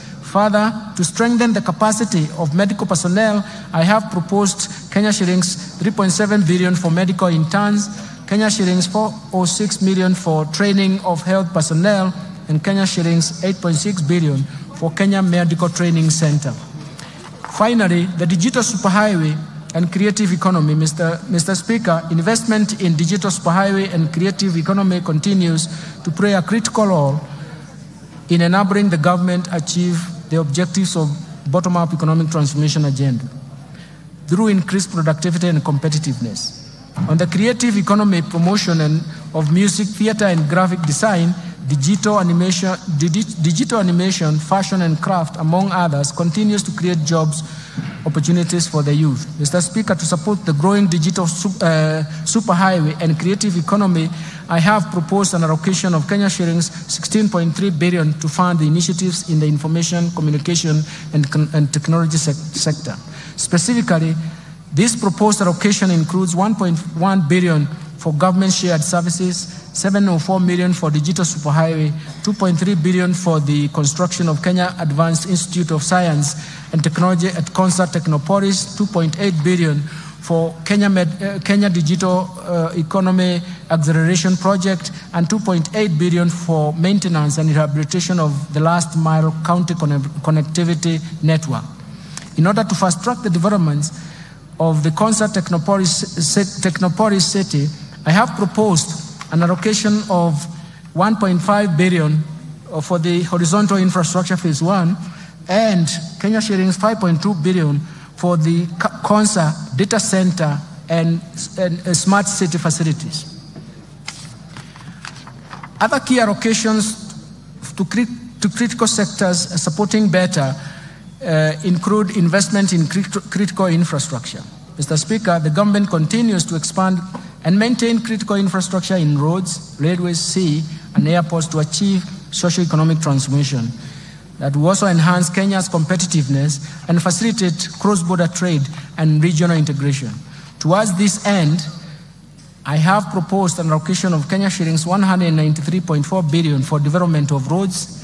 This includes 86.2 billion to support construction of roads and bridges, Kenya shillings 37.7 billion for the rehabilitation of roads, and Kenya shillings 69.5 billion for road maintenance. Mr. Speaker, to expand the railway transport and even associated infrastructure, I have proposed Kenya shillings 25.2 billion.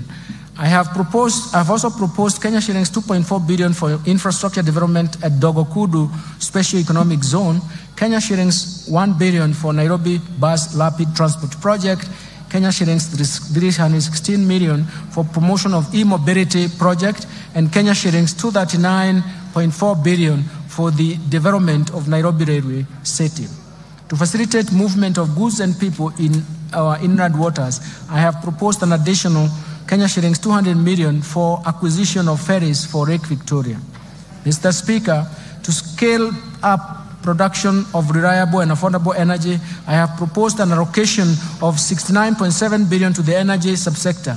This includes Kenya shillings 27.8 billion for the national grid system, Kenya shillings 24 billion for rural electrification, Kenya shillings 14 billion for the development of geothermal energy, Kenya shillings 2.2 billion for the alternative energy technologies, and Kenya shillings 920 million for the development of nuclear energy.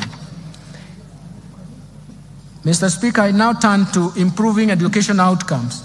The government continues to invest in education to improve education outcomes and create a level playing field for all Kenyan children.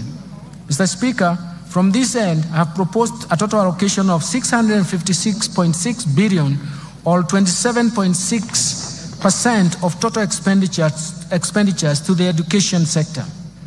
This includes Kenya shillings 358.2 billion to the Teacher Service Commission, Kenya shillings 142.3 billion for basic education, Kenya shillings 128 billion for higher education and research, Kenya shillings 30.7 billion for technical vocational education and training. Mr. Speaker, the allocation of the education sector includes Kenya shillings 9.1 billion free primary education, 61.9 billion shillings for free day secondary education, Kenya shillings 30.7 billion for junior secondary school capitation, and Kenya shillings 5 billion for the examinations fee waiver. In addition, Mr. Speaker, I have proposed an allocation of Kenya shillings 13.4 billion for the conversion of 46,000 junior secondary school interns to permanent and pensionable terms. Kenya shillings 1.3 billion for the training of teachers on competency-based curriculum, and Kenya shillings 360 million for the digital literacy program and ICT integration in our secondary schools. Mr. Speaker, to support infrastructure and infrastructure development and ensure safe learning in our schools, I have proposed an allocation of Kenya shillings 3.2 billion for primary and secondary schools infrastructure, Kenya shillings 1 billion for construction of classroom for junior secondary schools, and Kenya shillings 2.3 billion for the construction and equipping of technical training institutes and vocational training centers. Further, I have proposed Kenya shillings 11.1 billion for the Kenya Primary Education Equity in Learning Program, Kenya shilling 1.8 billion for construction of integrated resource centers, and Kenya shillings 1.5 billion for the Kenya Secondary Education Quality Improvement Project. Mr. Speaker, other proposed allocations to the education sector include Kenya shillings 1.1 billion for the research, science, and technology innovation. Mr. Speaker, the government is implementing the new funding model for public universities and TVET institutions through the provision of government scholarships and loans apportioned according to students' need. The new funding framework seeks to offer students whose households are at the bottom of the pyramid equal opportunity in accessing university education as well as technical training. Towards this end, Mr. Speaker, I have proposed an allocation of Kenya shillings 35.9 billion to the higher education loans boards for provision of loans to university and TVET students, Kenya shillings 16.9 billion for the scholarship for university students, and Kenya shillings 7.7 billion capitation and scholarship for TVET students. Let me move now to supporting manufacturing for job creation. Mr. Speaker, further to promote local industries, I have proposed an allocation of Kenya shillings 23.7 billion under various implementing ministries, departments, and agencies. Out of these, 4.5 billion will support establishment of county integrated agro-industrial parks, Kenya shillings 1.9 billion for supporting access to finance and enterprise recovery SAFA project, Kenya shillings 1.1 billion for construction of investor sheds in Athi River, Kenya shillings 1.9 billion for establishment of 6 flagship export processing zones hubs, Kenya shillings 440 million to the development of special economic zones textile park in Naivasha, and Kenya shillings 1 billion for the Kenya Jobs Economic Transformation KJET. In addition, Mr. Speaker, in order to revitalize and maximize benefits from our cash crops, the government will make further investments towards revival and enhancement of output. In this respect, Mr. Speaker, I have proposed Kenya shillings 2 billion for Coffee Cherry Revolving Fund. This is in addition to Kenya shillings 4 billion allocated in the current fiscal year.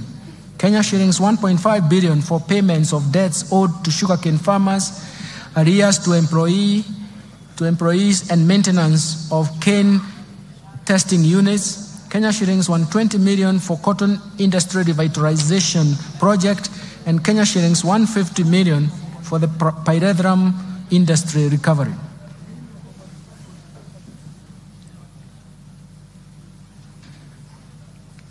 Mr. Speaker, in order to reduce over-reliance of the importation of edible oils and encourage local production and processing, I have proposed Kenya shillings 90 million for the coconut industry revitalization project, Kenya shillings 260 million for the National Edible Oils Crop Promotion Project, and an allocation to National Agricultural Value Chain Development Project, which includes support for cashew nut development. Mr. Speaker, to enhance milk processing, I have proposed Kenya shillings 1.5 billion for excess milk mop-up, Kenya shilling 500 million for modernization of KCC milk factories, and Kenya shillings 250 million for the construction of a milk factory in Narok.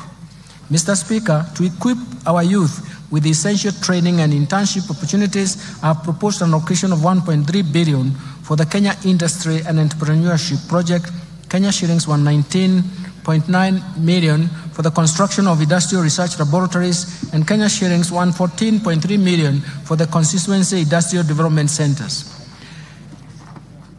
I will now turn into improving security, Mr. Speaker. Mr. Speaker, enhanced national security creates an enabling environment for businesses to thrive while aiding faster economic recovery. It is in this regard, I have proposed an allocation of 377.5 billion to support the operations of the National Police Service, Defense, and National Intelligence Service and Prison Services. Mr. Speaker, the proposed allocations include Kenya shillings 173.1 billion for defense, 110.6 billion for National Police Service, 46.3 billion for the National Intelligence Service, and Kenya shillings 32.7 billion for prison services. I have proposed an allocation of 13.9 billion to cater for leasing police motor vehicles and the modernization program. Mr. Speaker, to step up the war on crime and embrace support to administration of justice, I have proposed Kenya shillings 918.4 million to equip the National Forensic Laboratory. Protecting the vulnerable groups, Mr. Speaker, as a caring government, we shall continue to protect the vulnerable members of our society. I have in this regard proposed an allocation of 31.3 billion for social protection and affirmative actions in this budget. Mr. Speaker, out of this allocation, Kenya shillings 18.6 billion will cater for cash transfers to elderly persons, 7.9 billion for orphans and vulnerable children, Kenya shillings 1.2 billion for persons living with severe disabilities. Mr. Speaker, the proposed allocation includes 1.5 billion for the Kenya Hunger Safety Net Program, Kenya shillings 1.9 billion for the Kenya Social and Economic Inclusion Project. In addition, 815 million will go to Child Welfare Society of Kenya, 400 million to the Presidential Bursary for the orphans, Kenya shillings 600.1 million for National Council for Persons Living with Disabilities, and Kenya shillings 100 million for the National Albinism Support Program, and Kenya shillings 100 for National Autism Support Program. Let me turn to equity, poverty reduction, women and youth empowerment. Mr. Speaker, the most pressing challenge in our country at the moment is lack of jobs or job opportunities for the youth. This has been exacerbated by the multiple shocks that have hit our economy. And in order to empower the youth and support businesses owned by the youth and women, I have proposed Kenya shillings 89.5 billion for these initiatives. This allocation includes 10.4 billion for the National Youth Service, 1.1 billion for the Kenya Youth Empowerment Program, 200 million for the Youth Enterprise Development Fund, 162.5 billion for the Center for Entrepreneurship, 230 million for the establishment of youth empowerment centers, 2.7 million to National Youth Opportunity towards advancement, NYOTA.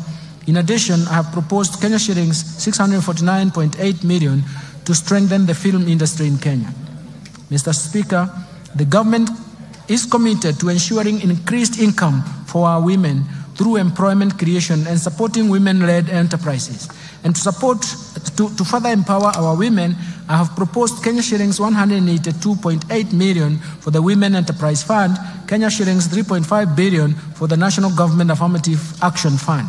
Mr. Speaker, to promote regional equity, reduce poverty, and enhance social development, I have proposed Kenya shillings 63 billion for the National Government Constituency Development Fund, as well as Kenya shillings 8 billion for the Equalization Fund to finance programs identified in marginal areas. Let me turn now to stimulating tourism, growth, sports, culture, and recreation and arts. Mr. Speaker, the government has prioritized expanding the space for creativity, including freedom of expression and protection of intellectual property rights. The government will also strengthen mainstreaming of arts and culture, infrastructure and support cultural production, and as well as creative economy. We are also cognizant of the broad value of Kenyans participating and excelling in international sports arena as incalculable. To support tourism, sports, culture, and even recreation, I have proposed an allocation of 23.7 billion, and this includes an allocation of 16.5 billion for the Sports, Arts, Social Development Fund, Kenya shillings 4.9 billion for the Tourism Fund, and Kenya shillings 2.2 billion for the Tourism Promotion Fund. Let me turn to environment protection, water and natural resources. Mr. Speaker, in order to support environment and water conservation and respond to climate change, I have proposed an allocation of Kenya shillings 10.7 billion for forest resources conservation and management, 1.7 billion for forest research and development, 2.7 billion for environment management and protection, 5.9 billion for the Kenya Financing Locally Led Climate Action Project, 1.6 billion for meteorological services, and Kenya shillings 13.1 billion for wildlife security, conservation, and management.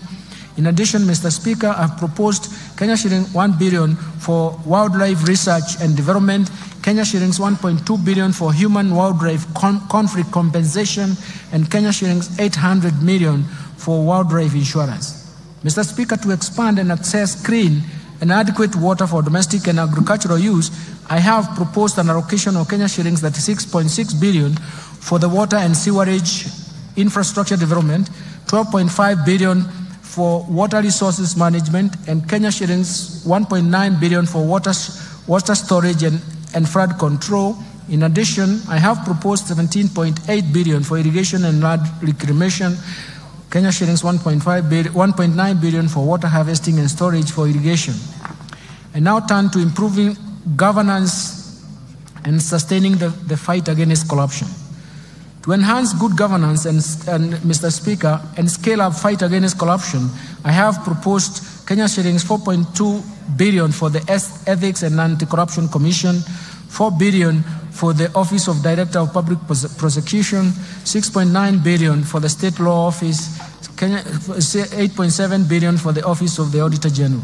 In addition, Mr. Speaker, to enhance the oversight and registration of the role of Parliament, I propose an allocation of Kenya shillings 44.6 billion for Parliament. To enable administration and justice, I propose an allocation of 24.7 billion for the judiciary. This includes 900 million for construction and refurbishment of courts and 800 million for the automation of the judiciary. Allocations to the county governments, Mr. Speaker, I turn to this. The county governments will receive a proposed allocation of 400.1 billion as equitable share in the financial year 2024-2025. It's for the first time that they have arrived to this figure of 400 and surpassed it in the last 12 years of devolution.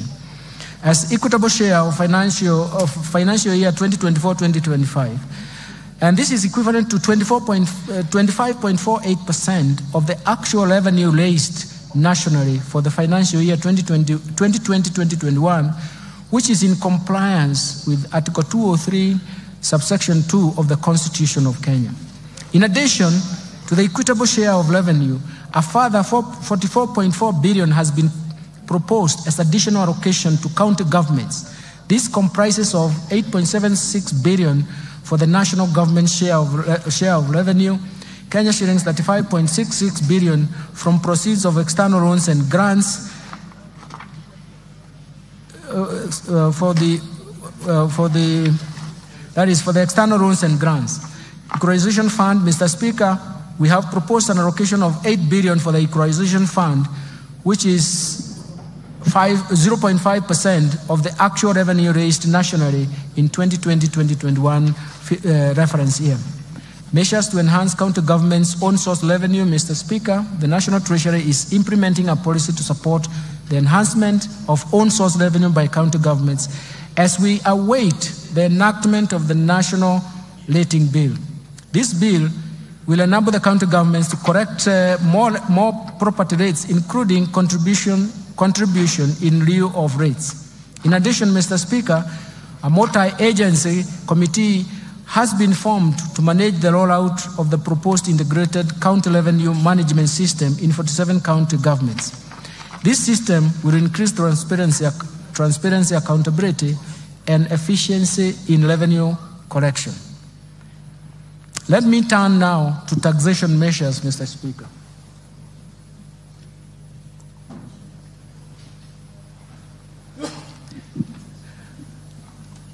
The policy measures to support the budget, the tax policy measures supporting the budget for the financial year 2024-2025 budget are very, very critical. In the course of this year, we embarked on tax policy review through a number of tax studies that will support the development of a progressive tax system. Mr. Speaker, the objective of these reforms is to develop an elaborate tax policy that will raise adequate revenue to finance recurrent as well as development budgets. For this to materialize, we intend to first to develop diverse methods to enlarge the tax base. Second, we want to make sure that we minimize tax expenditures that amount to Kenya shillings 396 billion, which is equivalent to 2.9% of GDP as of 2022. Of the Kenya shillings 396 billion, 63.1% of it is on VAT refunds alone on zero-rated final consumer goods. Third, we want to create a tax system that is not only predictable to taxpayers, but also yields predictable revenues to government. Fourth, we want to develop a tax system that supports markets, that supports production, consumption, and even investments. Mr. Speaker, thank you.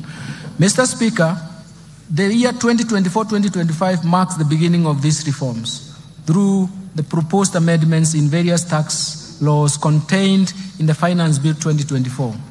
Mr. Speaker, these reforms are part of a wider tax policy reforms contained in the medium-term revenue strategy, and I will shortly be providing highlights of these reforms. Additionally, Mr. Speaker, during the East African Community pre-budget consultations held in May 2024, the ministers responsible for finance and economic planning in the East African Community region agreed on customs measures that will support and protect industries in the region. Mr. Speaker, the tax measures proposed in the Finance Bill 2024 and the said custom measures are expected to generate an additional Kenya shillings 346.7 billion or 1.9% of GDP to the exchequer for the financial year 2024-2025. Let me start with custom duties. Mr. Speaker, allow me to provide highlights of some of the custom measures agreed during the pre-budget consultation with the East African Community partner states.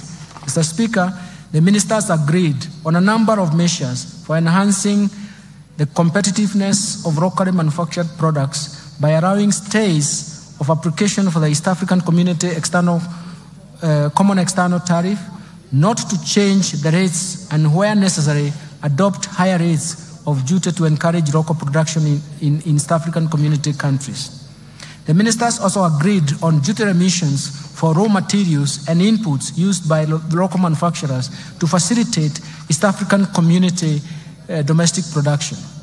Mr. Speaker, in order to meet local demands and enhance food security in Kenya on key staple foods, Kenya was granted an extension of the current stay of application to import rice at a duty rate of 35% or $200 per metric ton, whichever is higher, for 1 year, instead of East African Community Common External Tariff rate of 75% or $345 per metric ton, whichever is higher.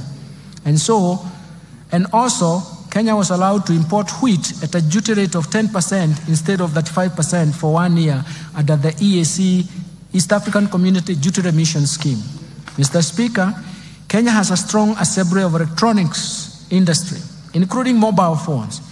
In order to further open up the ICT sector to more investors, Kenya requested for duty remission on inputs for manufacture and assembly of smart telecommunication devices, including mobile phones, laptops, and tablets.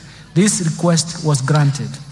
Mr. Speaker, the local assembly of automotives continues to facilitate job creation with positive ripple effects in other supportive sectors, especially in the manufacturing of spare parts.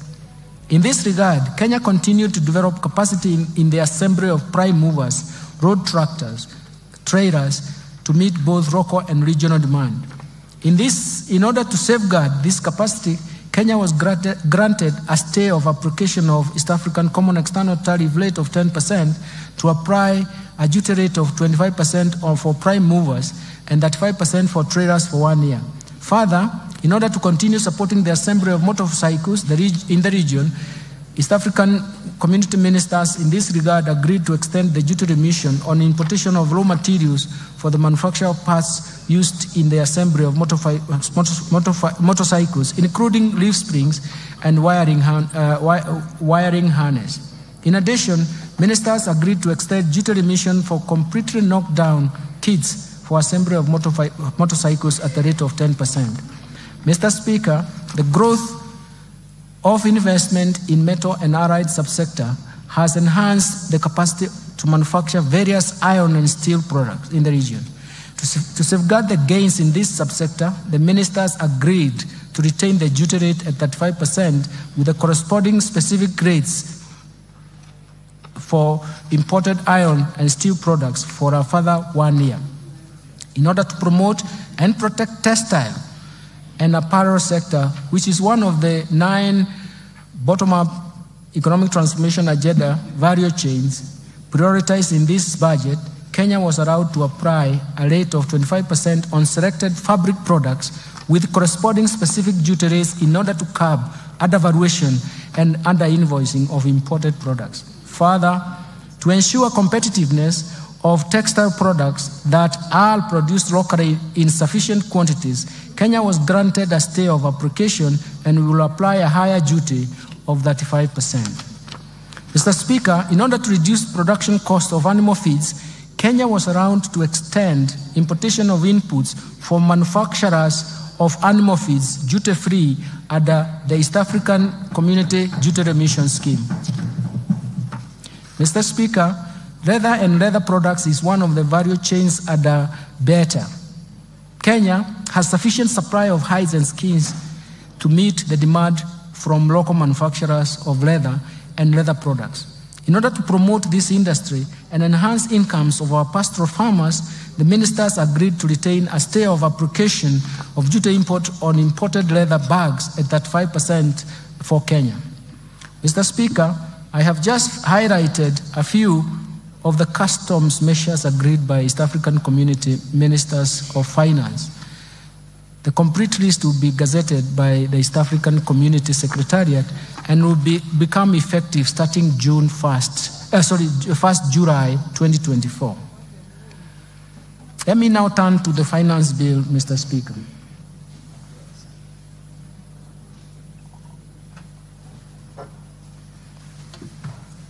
Mr. Speaker, allow me to highlight tax policy measures proposed in the Finance Bill 2024. I will begin with the proposed amendments to the Income Tax Act, followed by Value-Added Tax, Excise Duty Act, Tax Procedures Act, and Miscellaneous Fees and Levies.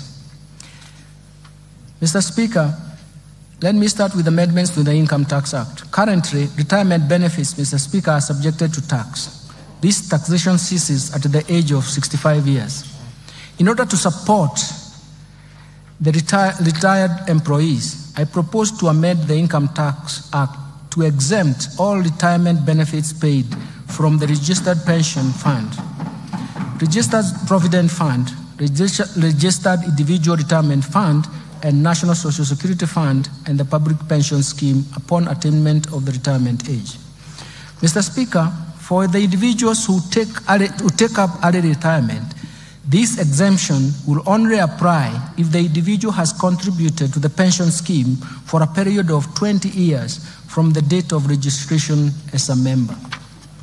Mr. Speaker, in addition, the annual limit of pension contribution that is exempt from tax is 30% of the individual income, or Kenya shillings 240,000, whichever is lower. Considering that this limit has not been revised since 2005, and to encourage savings for social security after retirement, I propose to increase this limit to 360,000 shillings per annum. Further, Mr. Speaker, I propose to allow deduction contribution to a post-retirement medical fund subject to a limit of Kenya shillings 10,000 per month. This will promote savings for post-retirement healthcare needs. Mr. Speaker, currently the threshold above which withholding tax applies on payments for management fees, professional fees, training fees, and contractual fees is Kenya shillings 24,000 per month. I propose to amend the Income Tax Act to remove this threshold since it creates a room for tax planning and is a challenge to tax administration. Mr. Speaker, despite the Income Tax Act providing a corporate tax rate of 30%, some taxpayers pay tax at an effective rate of less than 15%. This is due to vigorous tax planning and tax incentives provided under the Act. To prevent this practice, I propose to amend Income Tax Act to introduce a minimum top-up tax payable by a multinational group with a consolidated annual turnover of euro 750 million, whose effective corporate tax rate is below 15%. Mr. Speaker, the spectrum of license fees paid by telecommunication operators are currently not tax deductible, creating unfairness in the tax system. In this regard, I propose to amend the Income Tax Act to allow telecommunications network operators to deduct the spectrum licenses fees over a period of 10 years. Mr. Speaker, advanced pricing agreements have emerged as a valuable tool for preventing tax disputes related to transfer pricing of cross-border transactions. In this regard, I propose to empower the Commissioner to enter into advanced pricing agreement with taxpayers engaged in transactions with related entities. Mr. Speaker, to attract international financial investors in Kenya and reinforce Kenya's position as a regional financial hub, I propose to reduce the rate of capital gains tax from 15% to 5% for firms certified by the Nairobi International Financial Center Authority. Mr. Speaker, a transfer of property between an individual and an entity where the individual holds 100% shareholding does not constitute a gain. In this respect, I propose to exclude from capital gains tax this kind of transfer.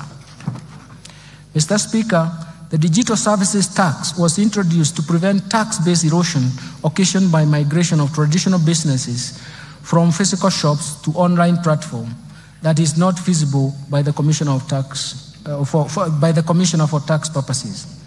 It has been noted that the design of the tax does not capture all taxpayers, leading not only to loss of revenue but also to unfairness in taxation.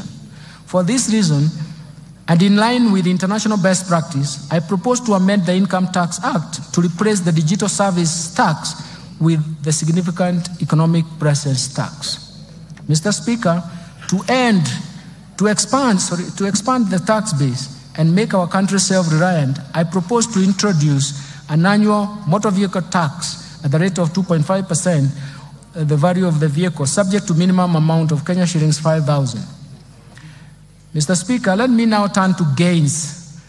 There are substantial gains for Kenyans. Mr. Speaker, currently the tax-free amount on subsistence allowance paid to employees in the private sector for a period spent outside the usual place of work while on official duties is capped at Kenya shillings 2,000 per day. This is quite low considering the inflation that has occurred over the years. To cushion employees in the private sector from high cost of living, I propose to review the threshold to an amount not exceeding 5% of the employee's monthly gross earnings. Second, Mr. Speaker, the affordable housing levy and pay as you earn are calculated from the same base, leading to double taxation.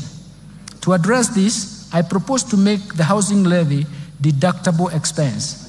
This means that there is a tax savings for Kenyans and therefore affording Kenyans more money in their pocket. Mr. Speaker, in order to encourage Kenyans to continue constructing their own houses, I propose to increase the limit of interest payments that qualify for mortgage relief from Kenya shillings 300,000 to Kenya shillings 360,000 per annum. Let me turn now, Mr. Speaker, to amendments to the value-added tax. Mr. Speaker, I will now highlight the amendments of the value-added tax. Mr. Speaker, currently the registration of VAT is a requirement for a person who makes taxable supplies of Kenya shillings 5 million or more. This threshold was last reviewed in 2007. In recognition to the effect of inflation over the years and to enhance efficiency in tax administration, I propose to increase the threshold to Kenya shillings 8 million. Mr. Speaker, the VAT Act allows taxpayers making both taxable and exempt supplies to claim input tax where the proportion of exempt supplies is less than 10%. This has led to tax planning and hence loss of government revenue. To address this, I have proposed the removal of the threshold so that only the input tax relating to taxable supplies are deductible. Mr. Speaker, in support of the government's effort to combat malaria, I propose to remove VAT on mosquito repellents and raw materials used in the manufacture of repellents. This will encourage local production of the repellents. Mr. Speaker, tax expenditure was estimated at 393.6 billion, or about 2.9% of GDP for the year 2022. Of this amount, VAT tax expenditure amounted to 248.3 billion, or what is 63.1% of the total estimate of tax expenditure, which is a large erosion of the VAT tax base. Mr. Speaker, tax expenditure creates avenues for revenue leakage and thus denying government the revenue to support key priorities that benefit majority of Kenyans, of the citizens in Kenya.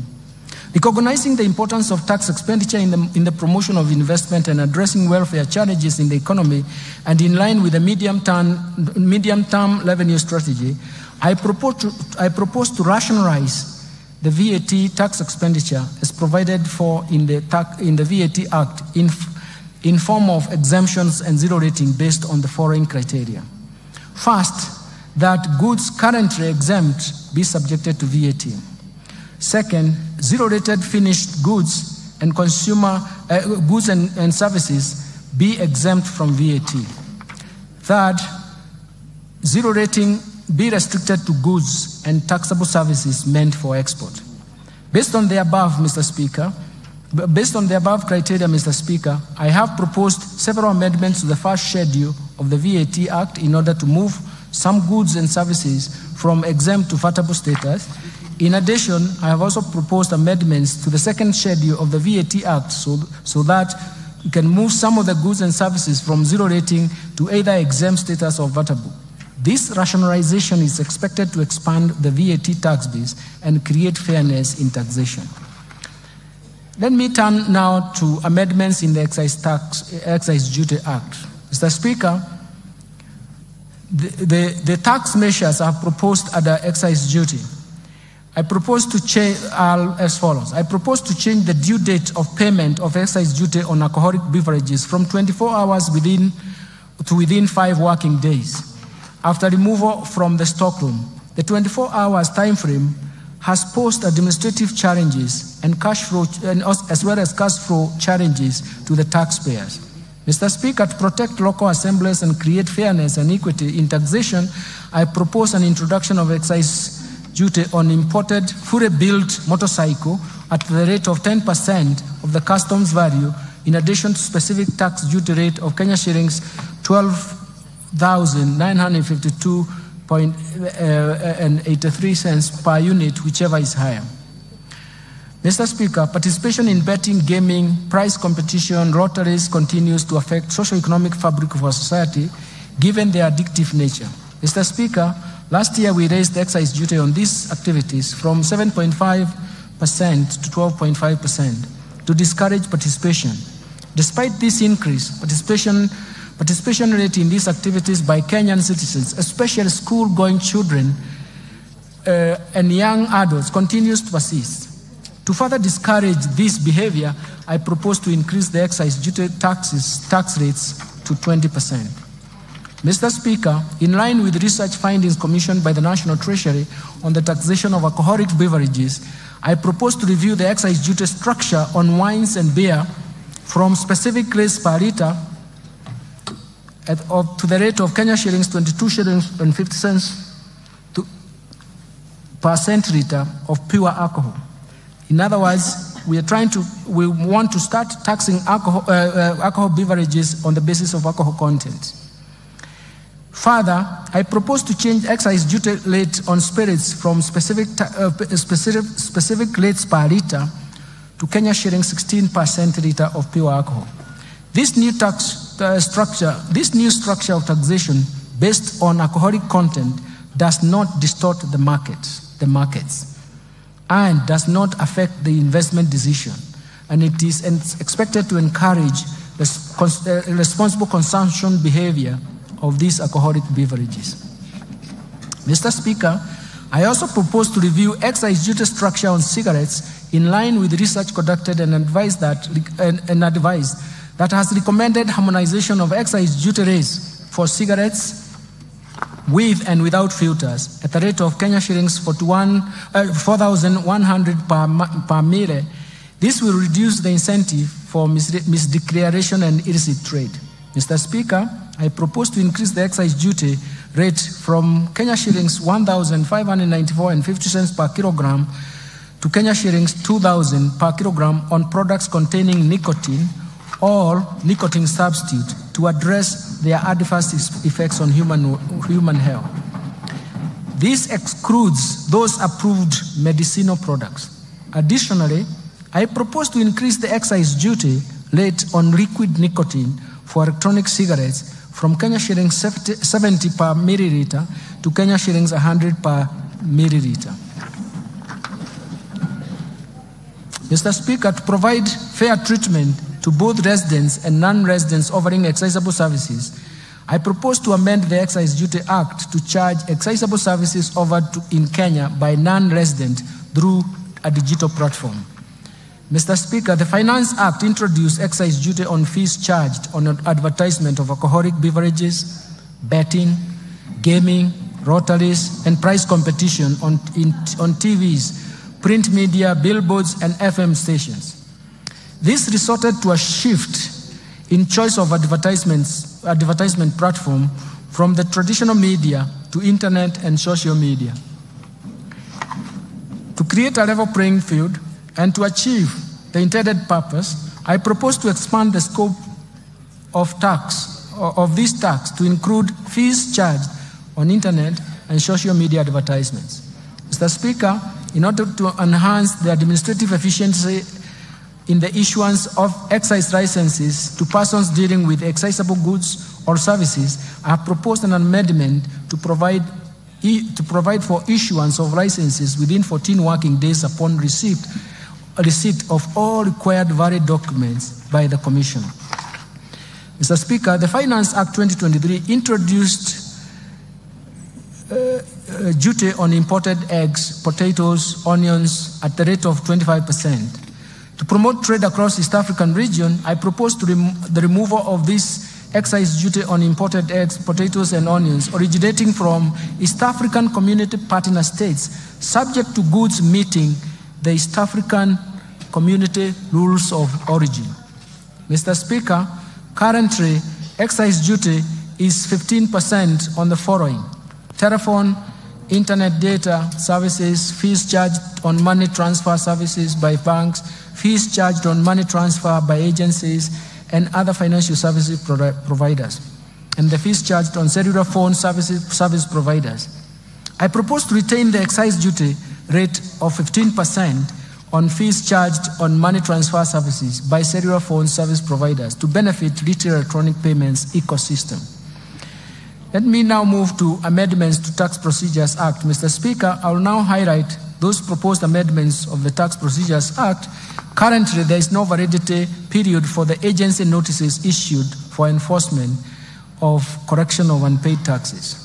This gap often leads to tax disputes and delayed revenue correction. To address this, I propose to amend the Tax Procedures Act to provide 1 year validity period for agency notices.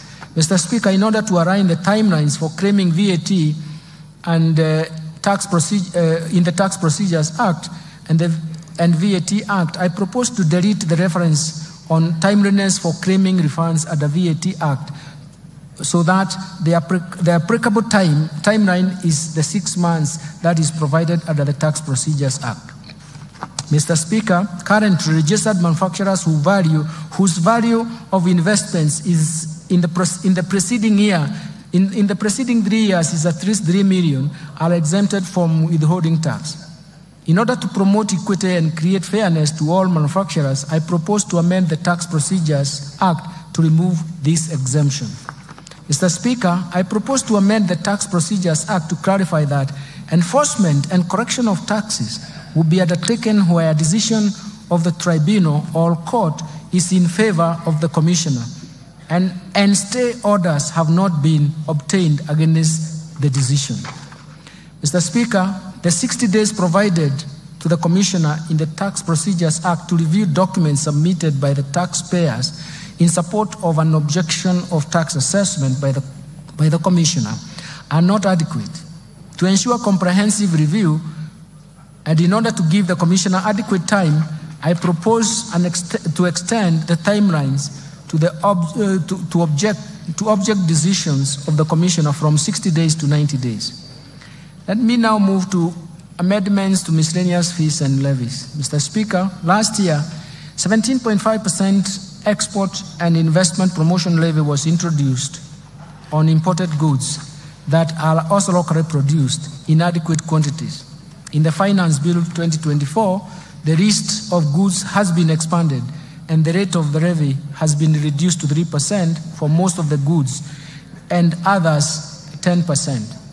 Mr. Speaker, in order to facilitate the National Intelligence Service to carry out its mandate, I propose to amend the Miscellaneous Fees and Levies Act to exempt the National Intelligence Service from payments of import declaration fee and railway development levy on security equipment and motor vehicles imported or purchased locally for official use.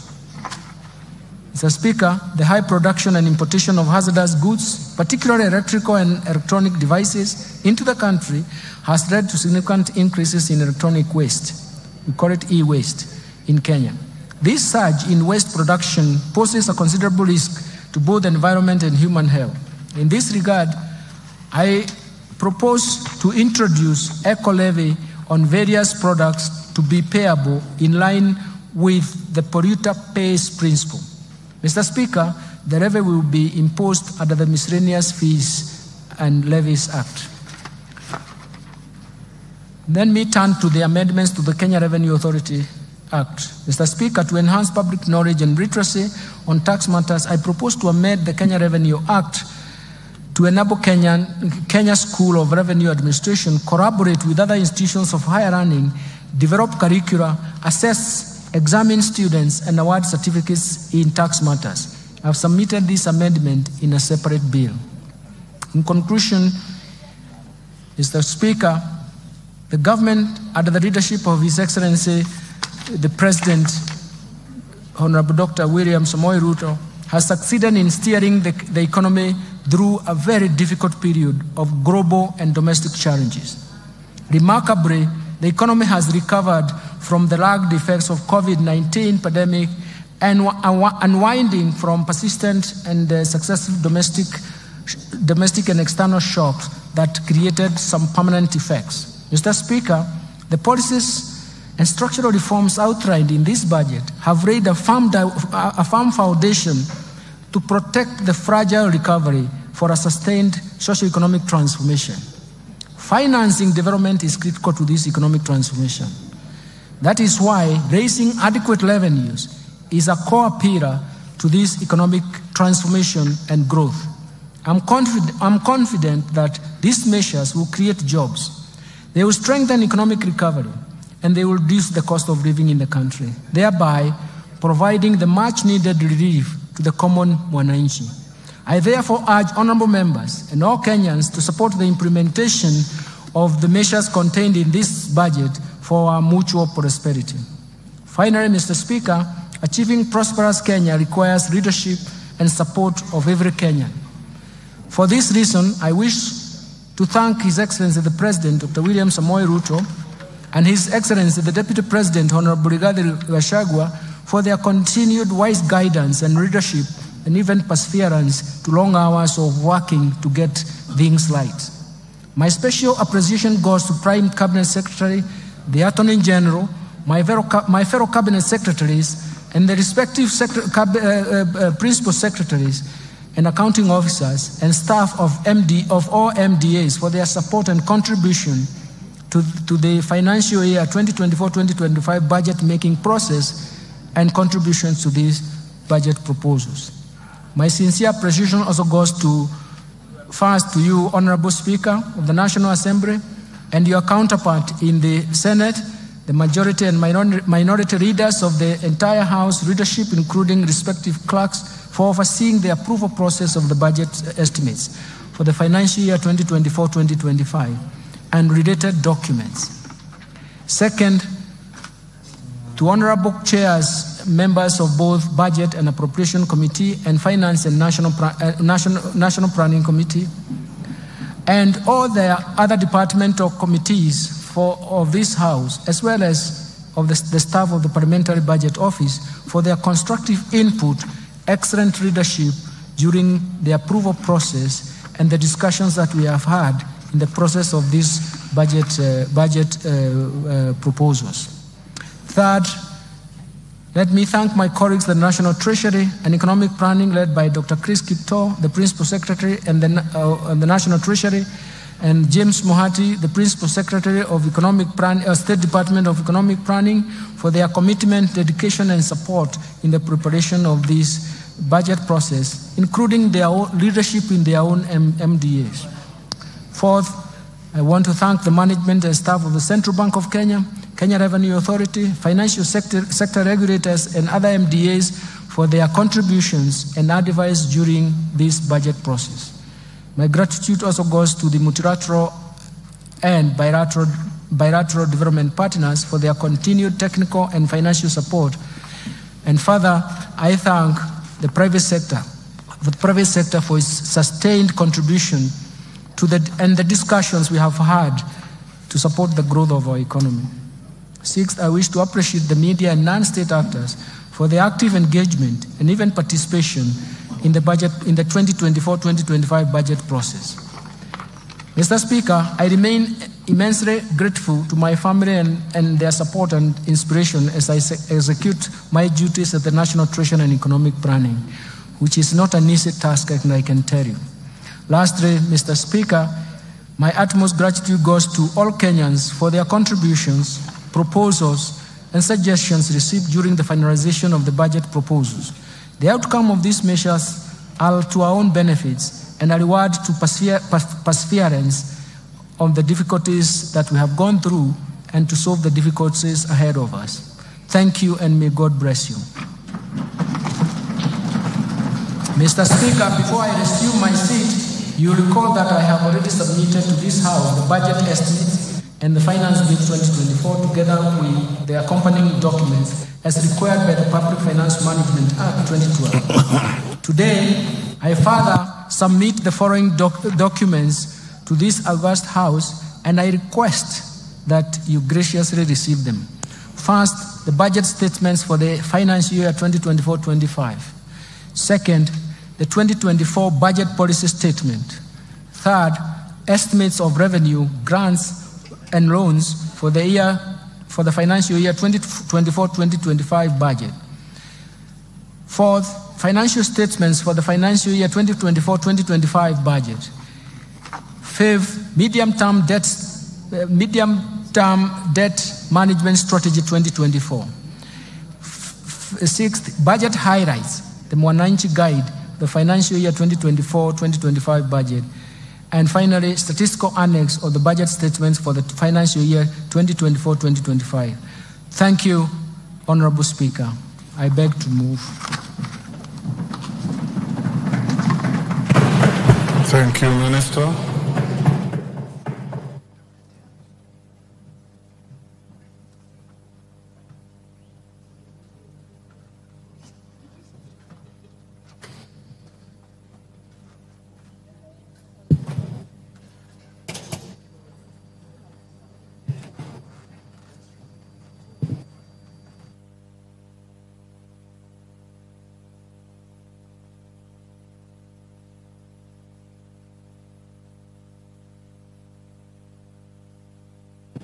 Minister, I'm waiting for the handing over of the documents.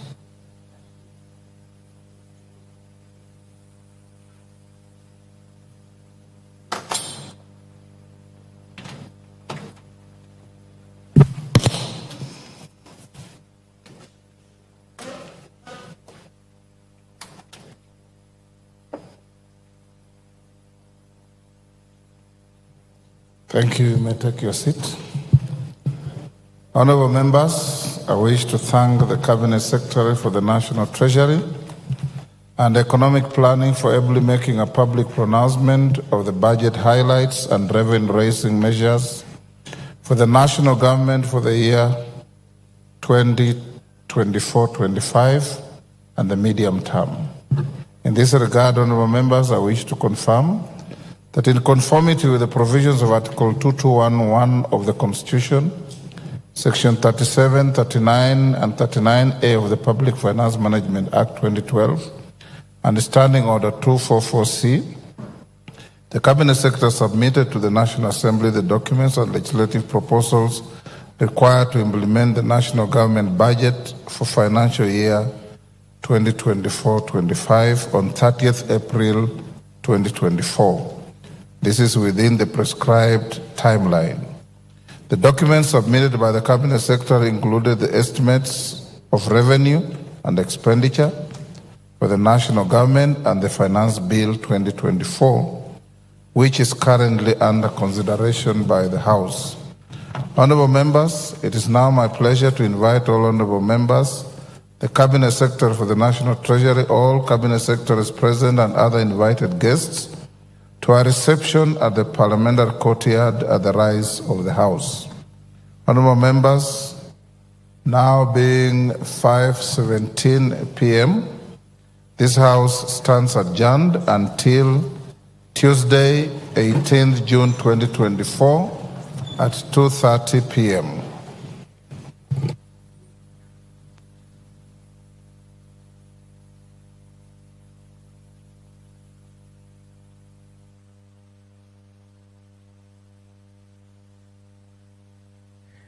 The Treasury Cabinet Secretary, Professor Njuguna Ndung'u, has delivered his much-awaited speech, and the CS has focused his speech on four main points: the economic performance, fiscal policy direction, revenue measures, and expenditure plans, where the Cabinet Secretary has outlined how the government intends to allocate its resources across different sectors such as education, health, infrastructure, and security, among other sectors. This is a broadcast that was brought to you by the Parliamentary Broadcasting Unit in conjunction with the Kenya Broadcasting